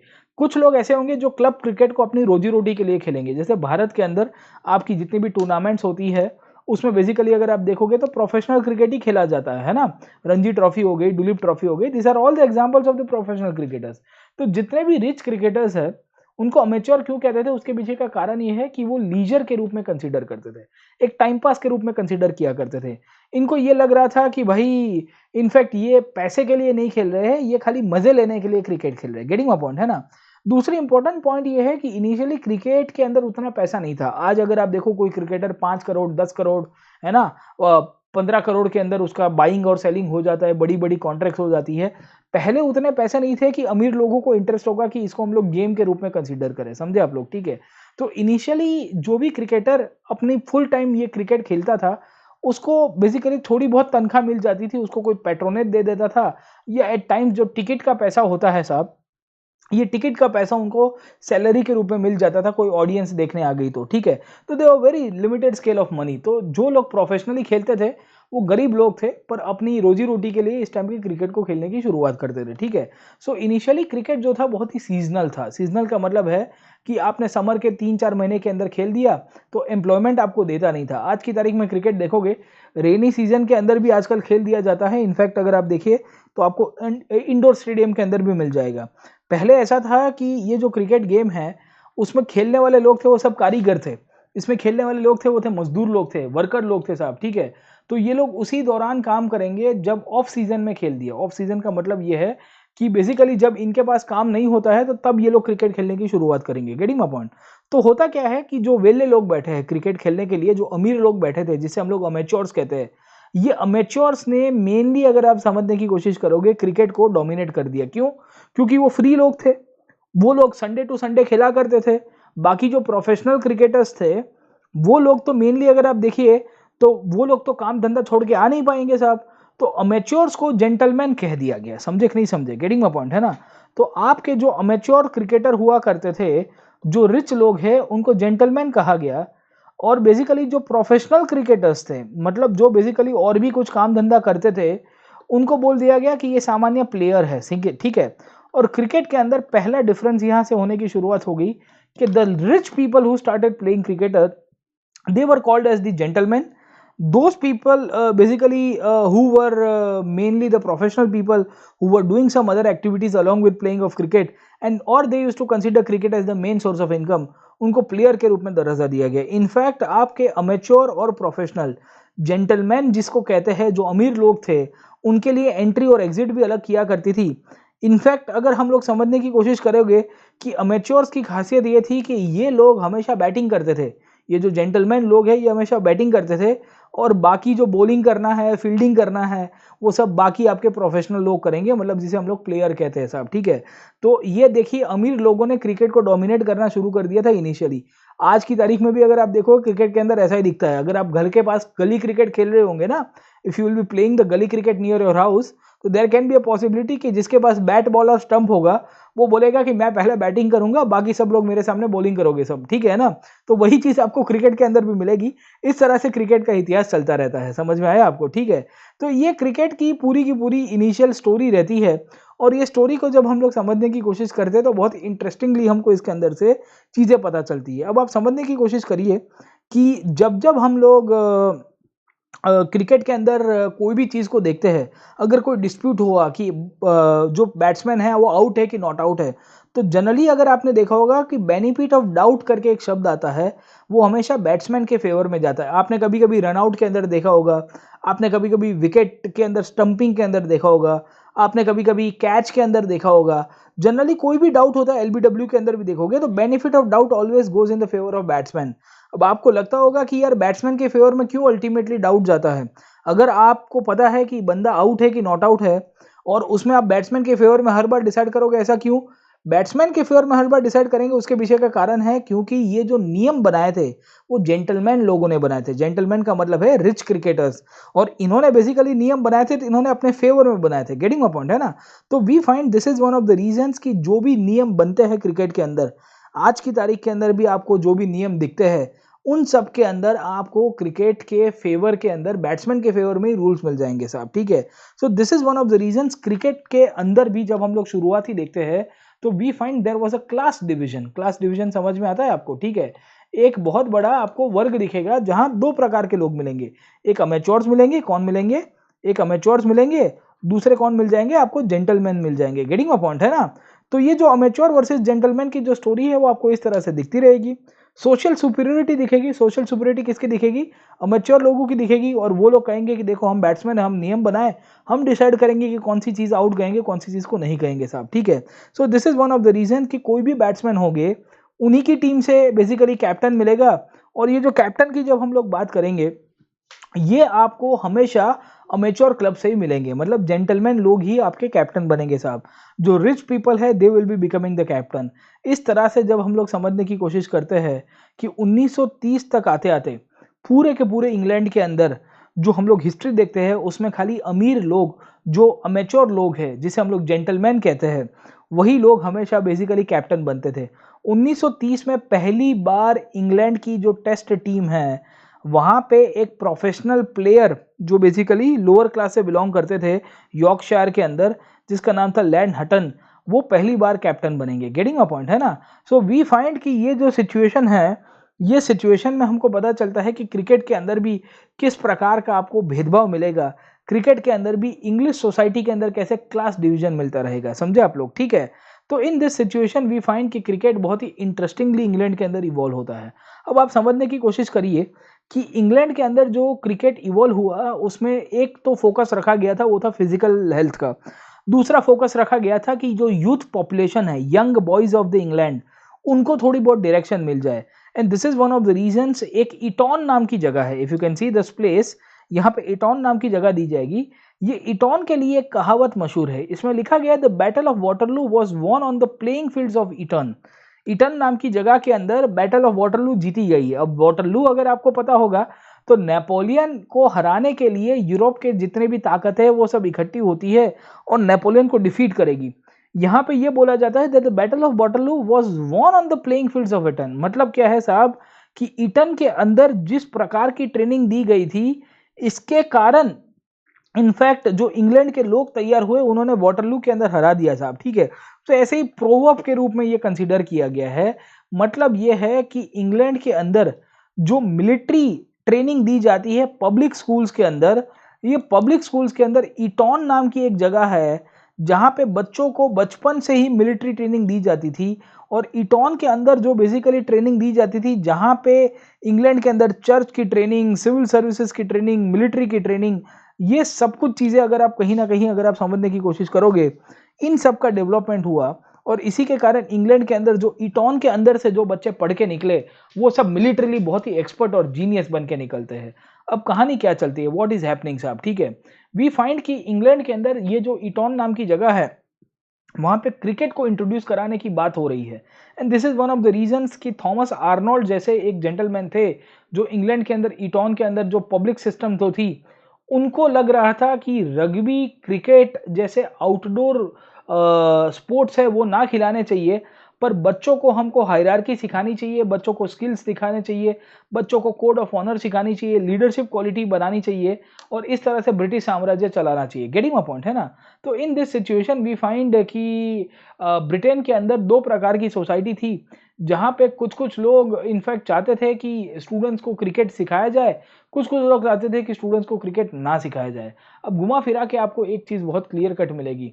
ब्रिटेन का पूरा जो कॉलोनाइज़ेशन का पर्सपेक्टिव है उसके अंदर यही चीज़ बोला गया है कि हम लोग बेसिकली पूरी दुनिया के अंदर जो कॉन्क्वेस्ट करके बैठे हैं उसके पीछे का कारण यही है कि हम लोग जो अनसिविलाइज्ड लोग हैं, हमारे पूरे वर्ल्ड के अंदर इनफैक्ट ऐसे लोग जो नॉन सिविलाइज्ड है, जिनके अंदर कोई सभ्यता नहीं है, जिनके पास कोई ज्ञान नहीं है, वो सब हम लोग डालने के लिए आए हैं। समझे आप लोग? ठीक है। So we find in this condition ये लोग अपने आप को जस्ट, फेयर एंड रीजनेबल बताने की कोशिश करते हैं और इन्होंने क्रिकेट के साथ भी यही चीज़ जोड़ी थी। इन्होंने ये बताया था कि क्रिकेट एक ऐसा गेम है जो elite class of people England के अंदर खेलते हैं और क्रिकेट विक्ट्री और प्रॉफिट के लिए नहीं खेला जा सकता है। क्रिकेट बेसिकली फेयर प्ले के लिए खेला जाना पड़ता है। फेयर प्ले का मतलब है कि सबको समान न्याय मिले, सबको समान कंडीशन में फ़ायदा मिले, इसके लिए खेला जाता है। गेटिंग माय पॉइंट है ना? तो ये जो सिचुएशन बनती है, ये सिचुएशन के अंदर इंग्लैंड के अंदर कुछ अलग-अलग प्रकार की चीज़ें आपको मिलती रहेगी एंड वी फाइंड कि इंग्लैंड के अंदर जो पूरी की पूरी सोसाइटी है उसमें 2 पार्ट के आपको क्या कहते हैं कि मेनली डिविजन्स मिल जाएँगे साहब, ठीक है। डिविजन्स की खासियत ये थी कि जो रिच सोसाइटी के लोग थे, जो अमीर लोग थे, जो बोर्डिंग स्कूल के अंदर पढ़ा करते थे, उनके बच्चों को धीरे-धीरे ये ट्रेनिंग दी गई कि बेटा तुम जेंटलमैन्स गेम खेलो, तुम क्रिकेट खेलो, रग्बी-वग्बी खेलने से कुछ नहीं होगा। गेटिंग माय पॉइंट है ना? तो इस तरह से हमको पता चलता है कि इंग्लैंड के अंदर cricket was used as a class division. Class division का मतलब क्या है कि वो बेसिकली समाज के अंदर एक विशेष वर्ग को बनाना चाहता था। अब आप समझने की कोशिश करिए साहब, ठीक है? यहाँ एनसीईआरटी के अंदर एक इंटरेस्टिंगली बॉक्स दिया गया है। ये बॉक्स के अंदर क्या-क्या चीज़ें लिखी गई है आप देखिएगा, ठीक है? ये लिखता है कि थॉमस ह्यूज करके एक बेसिकली बंदा था, जिसने रग्बी स्कूल के अंदर पढ़ा था और वो बताता है कि उसने एक किताब लिखी जिसका नाम है टॉम ब्राउन स्कूल डेज़। ये टॉम ब्राउन स्कूल डेज़ के अंदर 1857 के अंदर उसने बताया कि किस तरह से मस्कुलर क्रिश्चियनिटी को हम लोग मेनली डेवलप कर सकते हैं। मस्कुलर क्रिश्चियनिटी का मतलब ये है कि इंग्लैंड की जो यूथ है, इंग्लैंड की जो यंग पॉपुलेशन है, उसको क्रिश्चियन भी रखना है और उसको स्पोर्ट्स के अंदर भी कन्वर्ट करना है, ठीक है? तो उसने बेसिकली एक टॉम ब्राउन नाम के एक कैरेक्टर की बात की गई है। एक ऐसा बच्चा जो बहुत ही नर्वस था, होमसिक था, कुछ बोल नहीं पाता था, वो धीरे-धीरे इतना मैनली बन गया। उसके अंदर फिज़िकल वो है ना स्ट्रेंथ डेवलप होती है, वो स्पोर्ट्समैनशिप के अंदर आ गया और वो देश को आगे लेके जाता है। गेटिंग माय पॉइंट है ना? तो कल्चर ऑफ स्पोर्ट्स, इंग्लैंड की रिच सोसाइटी एक कल्चर ऑफ स्पोर्ट्स डेवलप करना चाहती थी और ये जो पूरा का पूरा कल्चर ऑफ स्पोर्ट्स है, ये क्रिकेट के द्वारा लाने की कोशिश की गई। तो आपकी अमीर लोग हैं, वो क्रिकेट-विकेट के बारे में इनफैक्ट बात करेंगे और वो बोलेंगे कि देखिए, हमारी नेक्स्ट जनरेशन जो क्रिकेट खेलेगी, वो बेसिकली अच्छी जनरेशन है। वो इंग्लैंड का साम्राज्य भी आगे लेके जाएगी और इंग्लैंड के लिए भला भी करेगी, ठीक है? तो ये सब पॉइंट्स आपको क्रिकेट की हिस्ट्री के अंदर से मिलते रहेंगे। इनिशियली जब हम लोग क्रिकेट की बात करते हैं, तो एनसीईआरटी में आपको बहुत इंटरेस्टिंगली फ़ोटोग्राफ दिया गया है। जब हम लोग ये फ़ोटोग्राफ की बात करेंगे, तो एक शब्द मिलेगा जिसका नाम है क्रॉकेट। अगर आप देख रहे हो यहाँ पे क्रॉकेट साहब, ठीक है ना? और वुमेन जो थे उनको क्रिकेट खेलना अलाउड नहीं था। Girls and women were not allowed साहब, ठीक है? So this is one of the reasons कि आज की तारीख में हमको जो क्रिकेट दिख रहा है, उसकी जगह women were basically allowed to play croquet. और ये क्रॉकेट कैसा होता था? तो अगर आप देख रहे हो यहाँ पे आपको इस प्रकार की एक गेटवे जैसा आयरन रिंग मिलेगा। इसके बीच में से ये बॉल को पास करना होता है, ठीक है ना? और इनके हाथ में ये जो मोहतरमा है, इनके हाथ में एक हथौड़ा है, ये हथौड़ा से हिट करेगी। गेटिंग माय पॉइंट है ना? तो एनसीईआरटी क्या कहता है? ये कहता है कि sports for women was not designed as vigorous competitive exercise. England की सोसाइटी ये मानती थी कि वुमेन जो है, स्त्रियाँ जो है, वो एक कॉम्पिटिटिव एक्सरसाइज में कभी पार्ट नहीं ले सकती। वो तो डेलिकेट है, सुंदर, सुशील, नाजुक स्त्रियों के रूप में उसको कंसीडर किया जाता था। इसी के कारण उनको बोला जाता है कि आप क्रिकेट नहीं खेलोगे, आप क्रॉकेट खेलोगे। और क्रॉकेट कैसा था? तो एकदम स्लो पेस गेम थी। आपने बॉल को यहाँ से मारा, इसके अंदर से पास किया, फिर ये बॉल यहाँ पे आया, फिर यहाँ से मारा, पास किया, फिर यहाँ पे आया, मार के पास किया, गेटिंग माय पॉइंट, है ना। तो इंग्लैंड की जो अपर क्लास की सोसाइटी है, ये लोग बेसिकली अपनी हैट पहनते थे, कुछ डिज़ाइनर गाउन पहन लिया और इस तरह से अपनी इनफैक्ट है ना गेम खेलते थे। तो यू कैन इमेजिन कि how the rich society divided cricket into two parts. गरीब लोगों को कहा कि भाई तुमको खाली फील्डिंग करनी है, नियम हम लिखेंगे साहब। उसके बाद अपने बच्चों को भी सिखाया, सोसाइटी के अंदर भी इंट्रोड्यूस किया और बोला कि देखो हमारी एग्जिस्टेंस क्रिकेट के कारण है, क्रिकेट ही हमको आगे लेके जाएगा साहब, ठीक है। तो ये सब चीज़ें आपको इसके अंदर से मिलती रहेगी। इनफैक्ट इनिशियली क्रिकेट की जब जब हम लोग बात करते हैं या कोई भी स्पोर्ट की बात करेंगे, आपके यहाँ पे एक्सरसाइज के रूप में इनफैक्ट कोई भी स्पोर्ट्स अलाउ नहीं किया जाता था। And this is one of the reasons कि till the last part of 19th century sports and various vigorous exercise was not part of the girls education साहब, ठीक है। एग्जाम्पल दिया है डोरोथे बेल का, she was a principal of the Cheltenham Ladies College, और इन्होंने basically एक inquiry commission में 1864 में लिखा है, वो लिखती है कि the vigorous exercise which boys get from cricket etcetera must be supplied in case of girls by walking and skipping. वो क्या लिखती है कि जो लड़कों को ट्रेनिंग मिलती है क्रिकेट के द्वारा, वो लड़कियों को बेसिकली चल के या स्किपिंग करके मिलनी चाहिए साहब, ठीक है ना। In the 1890s the school began acquiring playgrounds allowing girls to play some of the games earlier considered to be the male preserves. 1890 तक आते आते स्त्रियों को भी अधिकार मिलते हैं कि आप भी बेसिकली गेम खेलने की शुरुआत कर सकते हो, अब आपको भी थोड़ी बहुत अलाउ की जाएगी साहब, ठीक है। But the competition was still discourage, मतलब ये है कि आप गेम खेल सकते हो पर कंपटीशन के रूप में नहीं, आप लीजरली गेम खेल सकते हो। लीजरली का मतलब है कि आओ थोड़ा खेलो, थोड़ा इनफैक्ट इधर उधर चक्कर मारो, घर पे चले जाओ साहब, ठीक है। This is one of the reason Dorothea Beale जो प्रिंसिपल थी लेडीज कॉलेज की, वो लिखती है कि I am most anxious that the girls should not over exert themselves. एक स्त्री दूसरे स्त्रियों के बारे में क्या लिखती है, मुझे डर लगता है कि स्त्रियां ज्यादा ओवर एक्सर्ट करेगी तो क्या होगी, become absorbed in the athletic rivalries. अगर वो एक दूसरे के साथ compete करेगी तो उनके अंदर जो स्त्रीपन है, बेसिकली जो एक स्त्री का या जो वुमेन के कैरेक्टरिस्टिक्स है, फेमिनिन कैरेक्टरिस्टिक्स है, वो चले जाएंगे। हो सकता है कि इनफैक्ट ये अदर स्कूल के सामने खेलने की शुरुआत करेंगे। इसके लिए वो कहती है कि the girl should take part in the botany, geology and not to make country exertions. मतलब क्या है कि और भी गेम वेम ना खेलो, स्पोर्ट्स ना खेलो, तो ज्यादा ठीक रहेगा। So this is how we consider that the women and man were not considered same in the initial part of England, और जब स्पोर्ट्स का डेवलपमेंट हुआ तो इसी तरह से अब मिलेगा।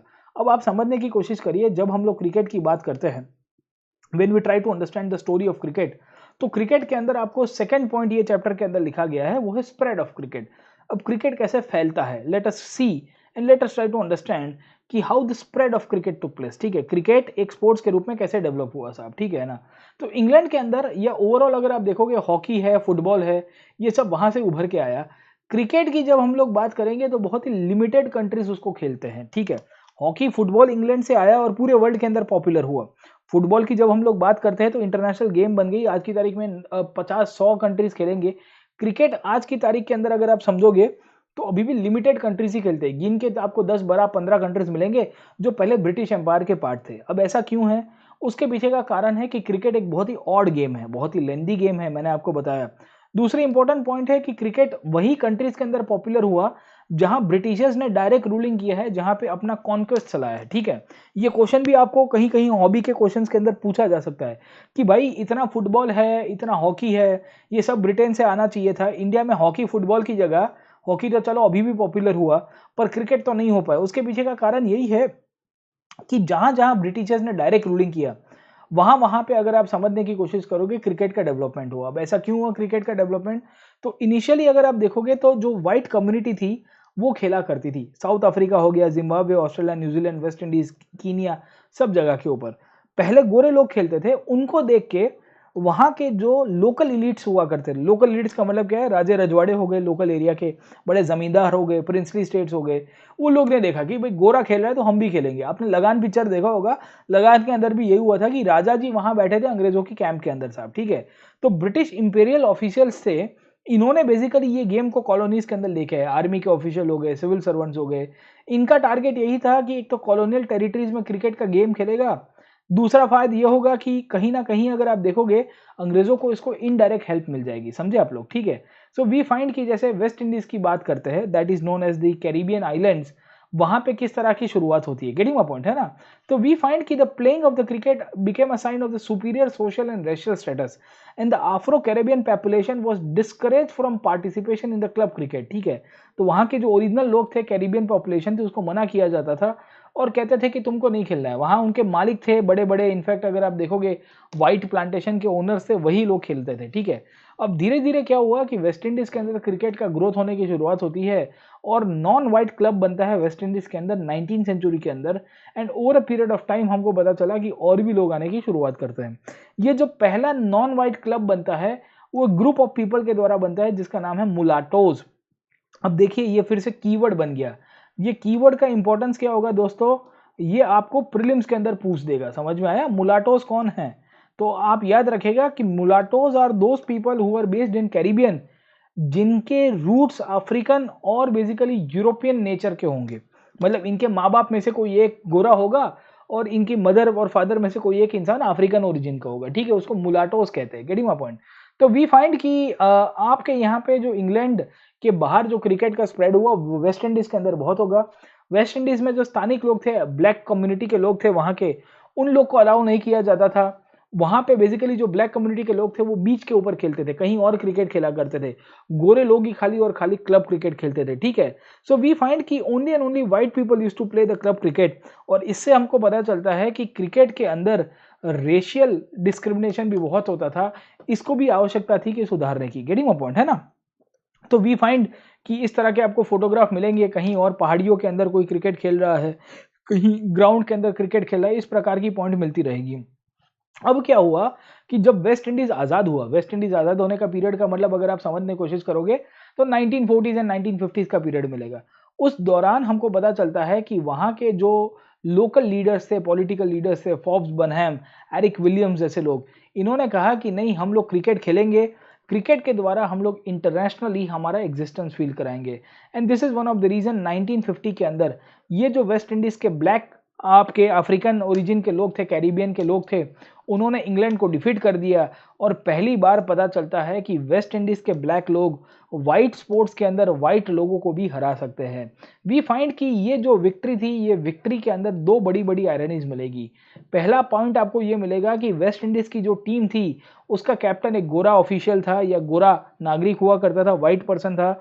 The first time a black player led the West Indies team was in the year 1960 when Frank Worrell was named the captain साहब। ठीक है, तो पहले भी अगर आप देखिए तो आपको कैप्टन भी इनफैक्ट व्हाइट ओरिजिन के अंदर ही मिलता रहेगा।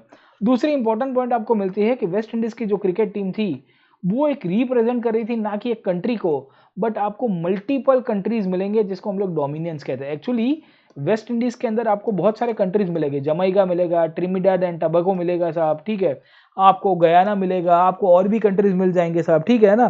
तो ये सबके सब अलग अलग ग्रुप ऑफ कंट्रीज से, पर इन सबको एक आइडेंटिटी दिया जाता है जिसे हम लोग कहते हैं वेस्ट इंडियन टीम की आइडेंटिटी।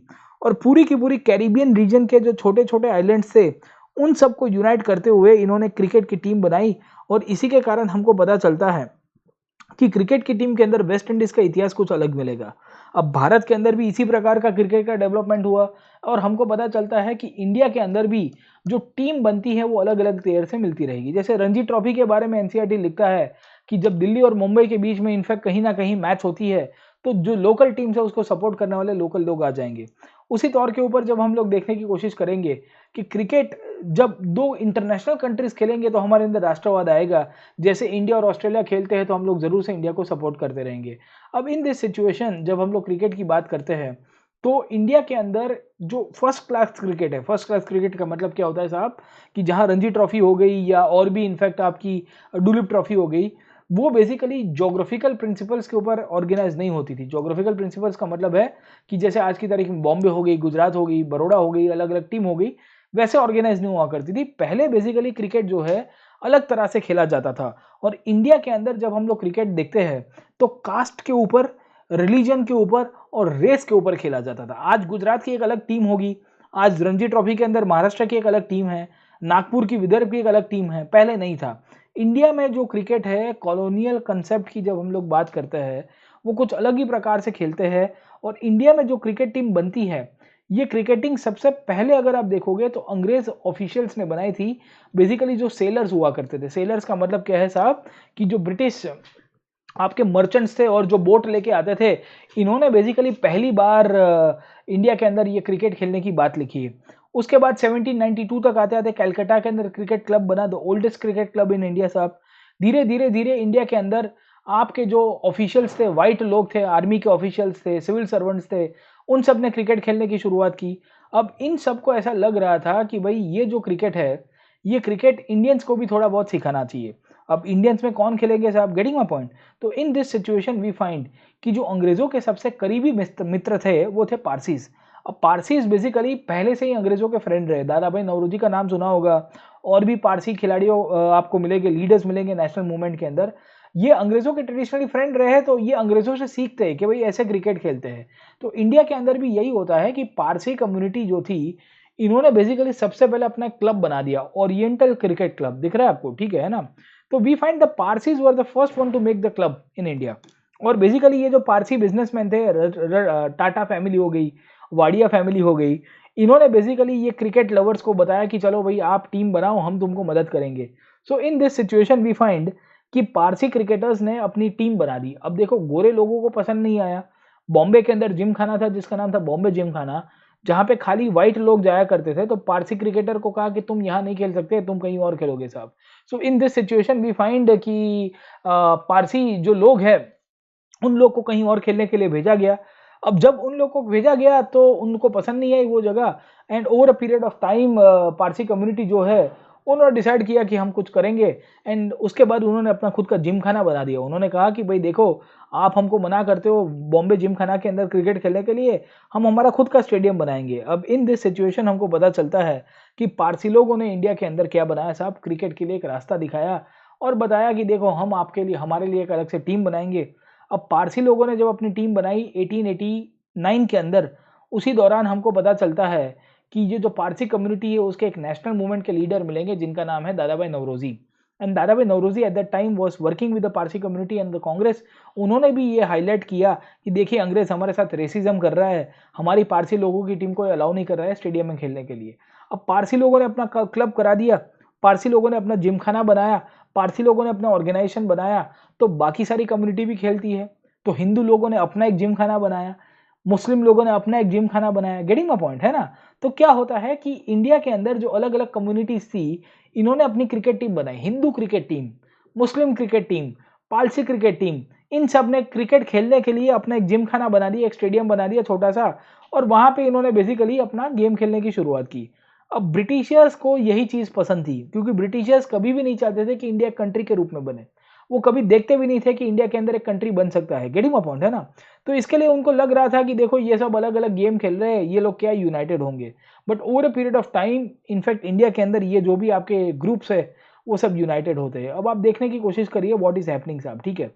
एनसीईआरटी के अंदर 2-3 इंटरेस्टिंग बात लिखी गई है, मैं आपको एक गो थ्रू करा रहा हूँ। उसके पीछे का कारण ये है, वहां पे बेसिकली बॉम्बे प्रेसिडेंसी का जो गवर्नर है, उसने बेसिकली इस्लाम जिम खाना की एक एप्लीकेशन के बारे में लिखा है। इस्लाम जिम खाना मतलब जो मुसलमानों ने बनाई थी अपनी क्रिकेट टीम के लिए और अपनी एक्सरसाइजेस के लिए, वो लिखता है कि we can be certain that in a short time we shall get similar application from the Hindu gymkhana. I don't see how we are able to refuse this applicant, but I will refuse any more grant one the gymkhana has been establish by each nationality. मतलब क्या है कि in fact हर एक nationality, Parsis अलग बनाते हैं, मुस्लिम अलग बनाते हैं, हिंदू अलग बनाते हैं। तो अगर इस तरह से आती रही तो मैं ना कहीं अगर आप समझने की कोशिश करोगे तो मैं इसके ऊपर कुछ डिसीजन लूंगा साहब, ठीक है। अंग्रेज को तो पहले से ये चीज पसंद आती थी कि भाई पारसी को अलग आइडेंटिटी कंसीडर करे, हिंदू को अलग आइडेंटिटी करे, मुसलमानों को अलग करेंगे तो इवेंचुअली इनफैक्ट अंग्रेजों के लिए फायदा है। और जब इस प्रकार के लेटर भेजे जाते थे ब्रिटिश ऑफिशियल्स को for the permission of land, कि हमको जमीन दे दो, हमको स्टेडियम बनाना है, तो ब्रिटिशर्स इसमें है ना आग में घी डालने का काम करते थे कि हाँ भाई हम तुमको बना के देंगे। Getting my point.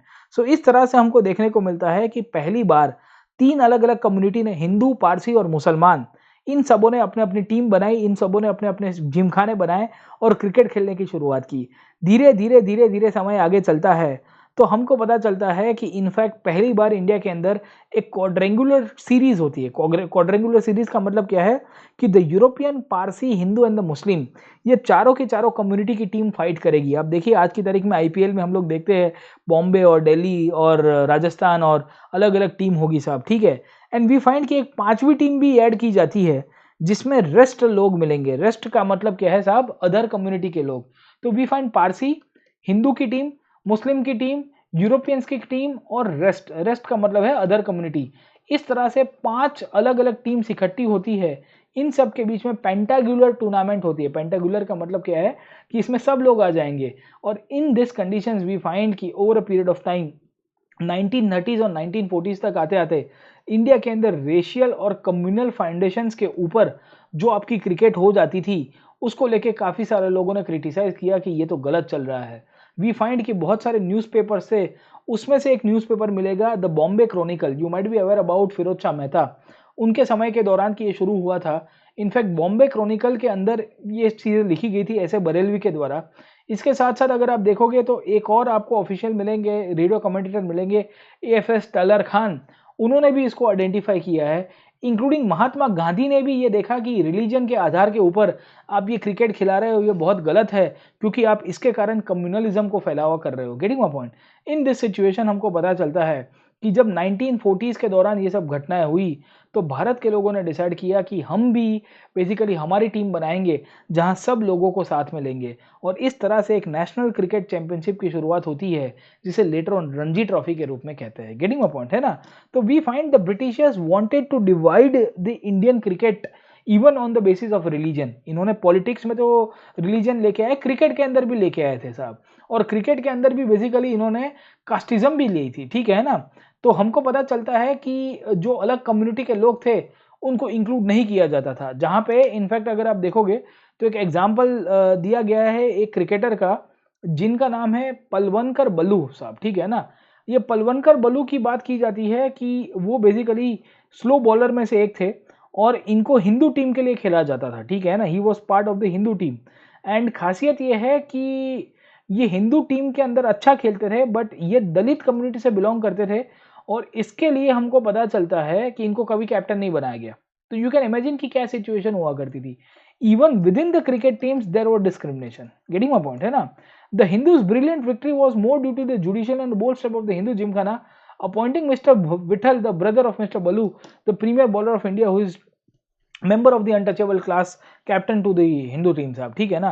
तो कहानी क्या है कि इनिशियली पलवनकर बल्लू को तो कैप्टन नहीं बनाया गया, उसके बाद उनके ब्रदर थे, उनके ब्रदर को कैप्टन बनाया गया और उनके ब्रदर फिर लेटर ऑन एक मैच जिता के आते हैं।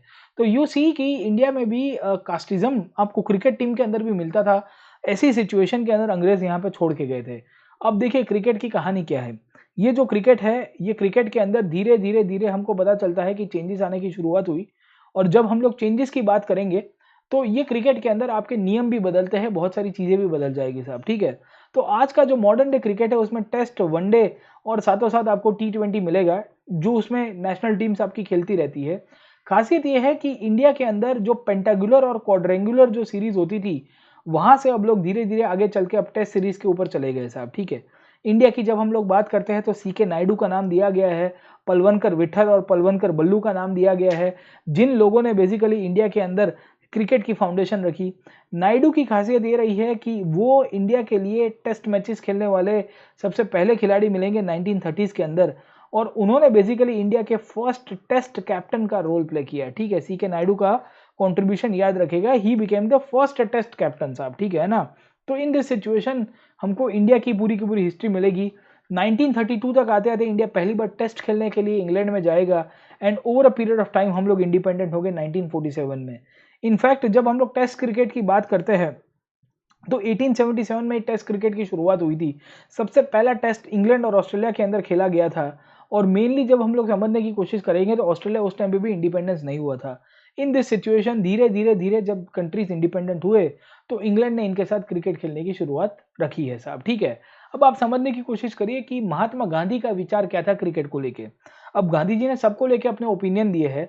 जब हम लोग गांधी जी का स्पोर्ट्स को लेकर और क्रिकेट को लेकर ओपिनियन देखते हैं तो गांधी कहते हैं कि sports was essential for creating a balance between the body and the mind. Body और माइंड के बीच में बैलेंस बनाने के लिए स्पोर्ट्स बहुत जरूरी है। वो एम्फेसाइज भी करते हैं कि क्रिकेट और हॉकी इंपोर्टेड है और इंडिया की ट्रेडिशनल गेम्स को डिस्ट्रॉय कर रहे हैं, गिल्ली डंडा विली डंडा को डिस्ट्रॉय कर रहे हैं। और इसके लिए वो कहते हैं कि ये क्रिकेट, हॉकी, टेनिस, ये सब प्रिविलेज लोगों की गेम है, ये कॉलोनियल माइंडसेट है और इंडिया के लोगों के अगेंस्ट में है साहब, ठीक है? So this is one of the reasons Gandhi ji जो है वो इसके बारे में काफ़ी सारी चीज़ें बताते हैं और वो कहते हैं कि भाई देखिए, आपके अंग्रेज़ लोगों ने ये सब चीज़ें इम्प्रूव करने की कोशिश की है, but this is not right साहब, ठीक है ना। तो व्हाट इज़ एजुकेशन के अंदर गांधी कहते हैं कि फिजिकल एजुकेशन सबको देना चाहिए, आपको है ना ट्रेनिंग देनी चाहिए अलग अलग प्रकार की, अखाड़ा माइंड को बैलेंस करने के लिए, इनफैक्ट है ना आपकी स्पिरिचुअल प्रैक्टिसेस की तरफ जाना चाहिए, पर कॉलोनियल स्पोर्ट्स नहीं खेलने चाहिए। इनफैक्ट गांधी वहां तक कहते हैं कि I should however be exceedingly surprise and even painfully surprise if you I were told that before cricket and football descended upon your soil, your boys were devoid of all games. If you have national game, I would urge upon you that yours an institution that should lead in the reviving of the old games. हमको हमारी पुरानी games को revive करना चाहिए, हमारी indigenous games है उसको revive करना चाहिए। ऐसी गेम्स जो इनएक्सपेंसिव है, जो खर्चा नहीं कराती है, वो सब चीज़ें हमको करनी चाहिए साहब, ठीक है ना। तो 1927 के अंदर महात्मा गांधी ने इसके ऊपर अपना ओपिनियन दिया था और वो कहते हैं कि पूरी दुनिया पागल हो गई है, देश पागल हो गया, हमको इसके तरफ नहीं जाना चाहिए। अब देखिए, ये जो चैप्टर है इसका सबसे फाइनल पार्ट यहाँ पे आएगा। ये चैप्टर के अंदर जो फाइनल पार्ट है, ये फाइनल पार्ट के अंदर आपको 2-3 पॉइंट मिलेंगे।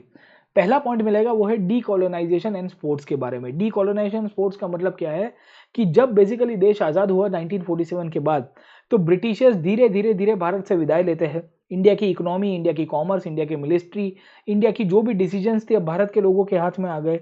अब जब हम लोग क्रिकेट की बात करते हैं तो क्रिकेट एक ऐसी गेम के रूप में रही है, इंडिया को इंडिपेंडेंस मिलने के बाद भी क्रिकेट इंडिया को थोप पे गए कि नहीं गए साहब। अब क्रिकेट को मैनेज करने के लिए एक बॉडी बनाई जाती है जिसका नाम है इंपीरियल क्रिकेट कॉन्फ्रेंस। समझे कि नहीं समझे? ये imperial cricket conference later on ICC के रूप में पहचानी गई, जिसका नाम है इंटरनेशनल क्रिकेट कॉन्फ्रेंस। एंड इसके अंदर भी आपको इंग्लैंड और ऑस्ट्रेलिया डोमिनेटिंग मिल जाएंगे, जिनके पास हर एक प्रकार के राइट्स थे। इनफैक्ट जब हम लोग इंग्लैंड और ऑस्ट्रेलिया की बात करेंगे तो दे वर दी ओनली कंट्रीज जो पूरी की पूरी आईसीसी को चलाते थे। So even in the cricket we find the democracy did not came up. ये जो डेमोक्रेटिक फ्रेमवर्क है वो हमको नहीं मिलता रहेगा, और इसी के कारण हमको पता चलता है कि इंग्लैंड ऑस्ट्रेलिया अपने हिसाब से क्रिकेट के रूल्स को भी ड्राफ्ट करते थे। भारत इनफैक्ट पहले क्रिकेट के अंदर उतना सिक्का नहीं जमा पाया जो आज की तारीख में जमा पा रहा है। उसके पीछे का कारण यह है कि आज हमारे पास क्रिकेट के अंदर पावर है। इनफैक्ट 1950s और 1960s की बात करेंगे तो साउथ अफ्रीका के अंदर एक सरकार थी जिसे हम लोग कहते हैं अपार्थीड सरकार। एक ऐसी गवर्नमेंट जिसकी पॉलिसी हुआ करती थी, अपार्थीड गवर्नमेंट की पॉलिसी, जहां ब्लैक लोगों को डिस्क्रिमिनेट किया जाता था, गेम के अंदर इंक्लूड नहीं किया जाता था। अफ्रीका के अंदर ऑल वाइट टीम आपको मिलेगी। पूरे वर्ल्ड ने बॉयकॉट किया था अफ्रीका के साथ गेम नहीं खेलने का।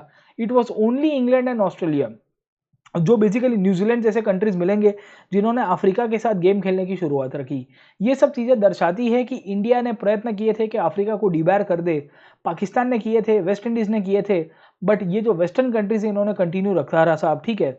इस तरह से हमको पता चलता है कि क्रिकेट एक ऐसी गेम थी जिसके अंदर भी आपको रेशियलिज्म मिल जाएगा इवन आफ्टर इंडिपेंडेंस साहब, ठीक है। धीरे धीरे समय आगे चलता गया, क्रिकेट के अंदर कमर्शियलाइजेशन आने की शुरुआत हुई और हमको पता चलता है कि 1970s तक आते आते पहली बार आपको वनडे मैच देखने को मिलेगी इंग्लैंड ऑस्ट्रेलिया के बीच में।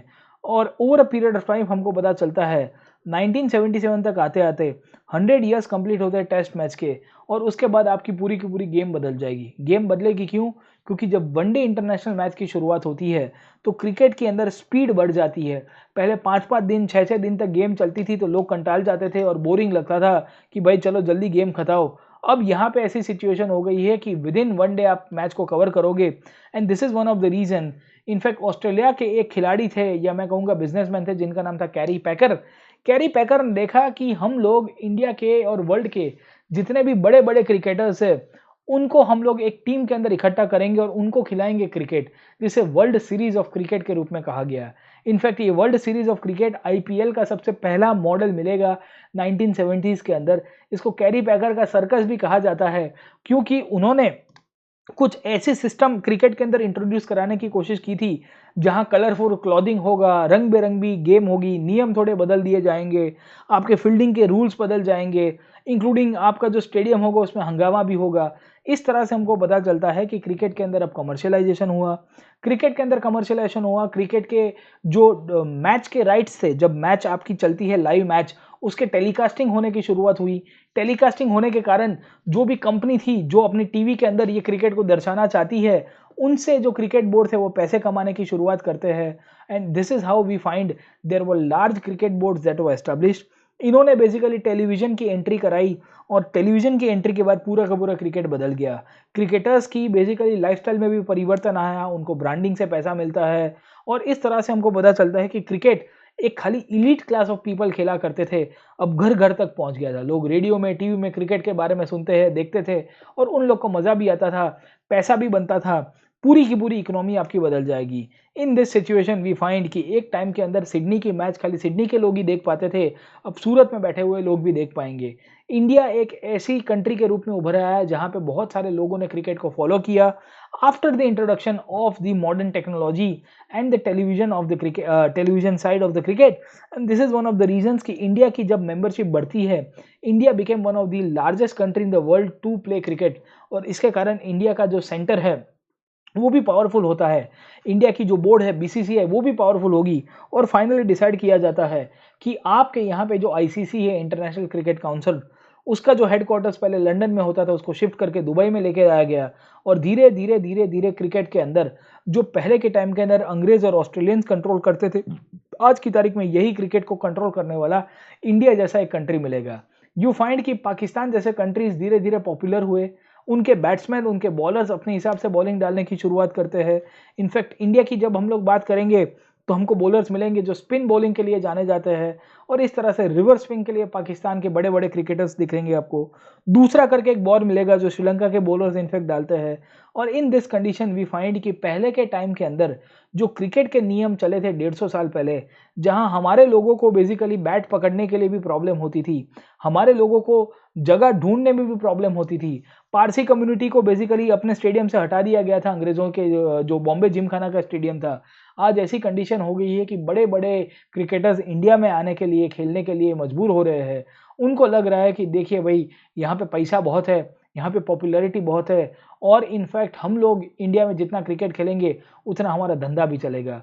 पूरी की पूरी क्रिकेट की हिस्ट्री बदल जाती है and over a period of time जो जेंटलमैन का गेम था, जो बेसिकली आपके एलीट कम्युनिटी के लोग खेलते थे, आज ऐसी सिचुएशन आ गई है कि लोअर क्लास का कोई लड़का अच्छा गेम खेलेगा, सोशल मीडिया पे वायरल हो जाएगा एंड वी फाइंड कि कल के दिन आईपीएल के अंदर और परसों के दिन नेशनल टीम के अंदर भी पहुंच जाएंगे। इस प्रकार की हिस्ट्री आपको क्रिकेट के अंदर मिलेगी। क्रिकेट के साथ-साथ ये चैप्टर के अंदर हॉकी के बारे में भी मेंशन किया गया है। एक्चुअली दोस्तों, हॉकी का हिस्ट्री ये कहता है कि ट्रेडिशनली ये जो गेम है ये भी ब्रिटेन के अंदर ही खेला जाता था और मेनली बेसिकली स्कॉटिश लोग ये गेम को खेलते थे, जिसको शिंटी के रूप में कहते हैं। अंग्रेज उसको बैंडी और आयरलैंड के लोग उसको हर्लिंग के रूप में कहेंगे। धीरे धीरे इंडिया के अंदर जो ब्रिटिश आर्मी थी, उन्होंने हॉकी को यहाँ पे इंडिया में एस्टेब्लिश किया। 1885-1886 के आसपास कलकत्ता के अंदर हॉकी को खेलने की शुरुआत हो गई। Over a period of time India के अंदर हॉकी की पॉपुलैरिटी इतनी बढ़ जाती है, 1928 में इंडिया हॉकी के लिए ओलंपिक्स में पहुंच जाता है। India was able to defeat Austria, Belgium, Denmark, Switzerland. इस तरह से हमको पता चलता है कि इंडिया कितना पॉपुलर हुआ था। हॉलैंड की टीम बेसिकली जो डोमिनेट करती थी हॉकी के अंदर, उनको भी डिफीट करते हैं और भारत के अंदर अगर आपको पता होगा, major Dhyan Chand who belong to the Indian hockey team and who was the captain of the Indian hockey team, उन्होंने इंडिया को बेसिकली बहुत सारे गोल्ड मेडल दिलाए। 1928 से 1956 के बीच में इंडिया ने कंसेक्यूटिव 6 ओलंपिक्स के अंदर गोल्ड मेडल जीते। इनफैक्ट इनकी पॉपुलैरिटी इतनी थी कि हिटलर ने इनको कहा था कि आप मेरे कंट्री के लिए खेलने आ जाओ हॉकी, मैं तुमको जर्मनी की सिटीजन दे दूंगा साहब, ठीक है। 24 ओलंपिक मैच के अंदर हर एक मैचेस जीते हम लोग। 178 गोल हमने मारे थे उस टाइम पे हॉकी के अंदर, ये हमारी सिचुएशन थी and this is one of the reasons we find कि इंडिया कंटिन्यूसली पहले हॉकी के अंदर भी बहुत ही डोमिनेटिंग कंट्री रहा था। खैर आज की तारीख में हॉकी के अंदर हमारा दबदबा कम हो गया है। By the way, hockey is also the national game and not the cricket. You can imagine कि हॉकी और क्रिकेट दोनों सेम पीरियड के अंदर इंट्रोड्यूस कराए गए। हॉकी पॉपुलर नहीं हो पाया, क्रिकेट बहुत ही पॉपुलर होता है। इसके साथ साथ अगर आप समझने की कोशिश करोगे, आपको पोलो नाम का स्पोर्ट भी मिलेगा जो अंग्रेजों ने आर्मी के रूप में इंडिया के अंदर इंट्रोड्यूस कराया था। एक्चुअली ये स्पोर्ट जो है, ये मिलिट्री मैन खेलते थे जो सेना के अंदर हुआ करते थे, घोड़े के ऊपर बैठ के बॉल को हिट करते थे। इंडिया के अंदर जब हम लोग पोलो की बात करेंगे, पोलो एक ऐसा गेम के रूप में मिलेगा जो बेसिकली इंडिया के अंदर कॉलोनियल ऑफिशियल्स ने इसको इन्वेंट किया था। This game was invented by the colonial officials in India. Actually ऐसा था कि इंडिया के जो प्रिंसली स्टेट्स थे, ये प्रिंसली स्टेट्स घोड़े पे बैठ के इस प्रकार की गेम खेलते थे। ये हमारे लोग बेसिकली चौगान खेला करते थे। यू माइट बी अवेयर, ये चौगान हाथी के ऊपर और घोड़े के ऊपर खेल के इनफैक्ट खेला जाता है। और क्रिकेट, हॉकी तो बाहर से इंडिया में आया, पोलो और चौगान जैसी गेम है जो इंडिया से बाहर जाती है साहब, ठीक है। तो इस तरह से आपको थोड़ा बहुत रिवर्स इंजीनियरिंग में मिलेगा। आज की तारीख में भी इंडिया पोलो के अंदर काफ़ी अच्छा खेलता है। खैर, ये थोड़ी बहुत ब्रीफ हिस्ट्री थी आपकी क्रिकेट के अंदर। कहने का मेरा मतलब ये चैप्टर को स्पीड में कराने का यही था कि जब जब हम लोग वर्ल्ड के हिस्ट्री के अंदर क्रिकेट को देखेंगे, जब जब हम लोग वर्ल्ड के हिस्ट्री के अंदर समझने की कोशिश करेंगे कि क्रिकेट की एज अ गेम डेवलपमेंट क्या हुई, उसके अंदर हमको पता चलता है कि there are multiple things, there are multiple points, and we also find कि जो क्रिकेट एज अ गेम है उसके अंदर पारसी कम्युनिटी किस तरह से एंट्री करती है। आईसीसी का नाम बेसिकली क्यों इंपीरियल क्रिकेट कॉन्फ्रेंस से इंटरनेशनल क्रिकेट कॉन्फ्रेंस के अंदर कन्वर्ट कराया गया, क्यों लंदन से दुबई चला गया, टेलीविज़न टेक्नोलॉजी आने के बाद क्रिकेट के अंदर क्या क्या चेंजेस हुए, ये सब पॉइंट्स के अंदर हमने आज के क्लास के अंदर डिस्कस किया है। खैर, हमारा क्लास यहाँ पे ही दोस्तों कंक्लूड करते हैं। We have discussed in a very comprehensive way this chapter. पहले गाँवों के अंदर खेला जाता था, फिर शहरों में आया, स्टेडियम में आया, अमीर लोग खेलते थे, अब गरीब लोग भी खेलते हैं। इस तरह से क्रिकेट के अंदर हमको फंडामेंटल चेंजेस मिलेंगे और ऐसे क्रिकेट का जो इतिहास है वो कॉलोनियल हिस्ट्री के रूप में पूरी तरह से बदलाव देता है, ठीक है ना। तो आज का सेशन यहाँ पे कंक्लूड करते हैं। Let us conclude the session today. I am not going into the details of this chapter, क्योंकि ये चैप्टर का कोई ज़्यादा रेलेवेंस नहीं है, पर ये तो खाली एक अंडरस्टैंडिंग के लिए मैंने आपको बताया था ये चैप्टर की शुरुआत में कि एक हॉबी के रूप में अगर आप देखोगे या ओवरऑल कॉलोनियल प्रैक्टिसेस के रूप में देखोगे कि अंग्रेज़ों ने कॉलोनियल जब रूल इंडिया के ऊपर किया, जब भारत के अंदर पूरा का पूरा अपना साम्राज्य बिठाने की कोशिश की, तो कॉलोनियलिज्म में एक्सप्लॉइट बहुत किया है हमको साहब, ठीक है। और colonialism is always leading to the economic exploitation, political exploitation, social changes. पर इसमें आपको स्पोर्ट्स के अंदर भी किस तरह से इम्पैक्ट होती है, ये चीज़ मैंने आपको थोड़ी बहुत समझाने की कोशिश की है। खैर, हम लोग आज का चैप्टर यहाँ पे कंक्लूड करेंगे। Will be concluding this chapter today. I'll see you in the next session. Till then, keep studying, like, share and subscribe to this platform. और मैं आपको ज़रूर से मिलूँगा अगले सेशन के अंदर। Thank you very much and all the best.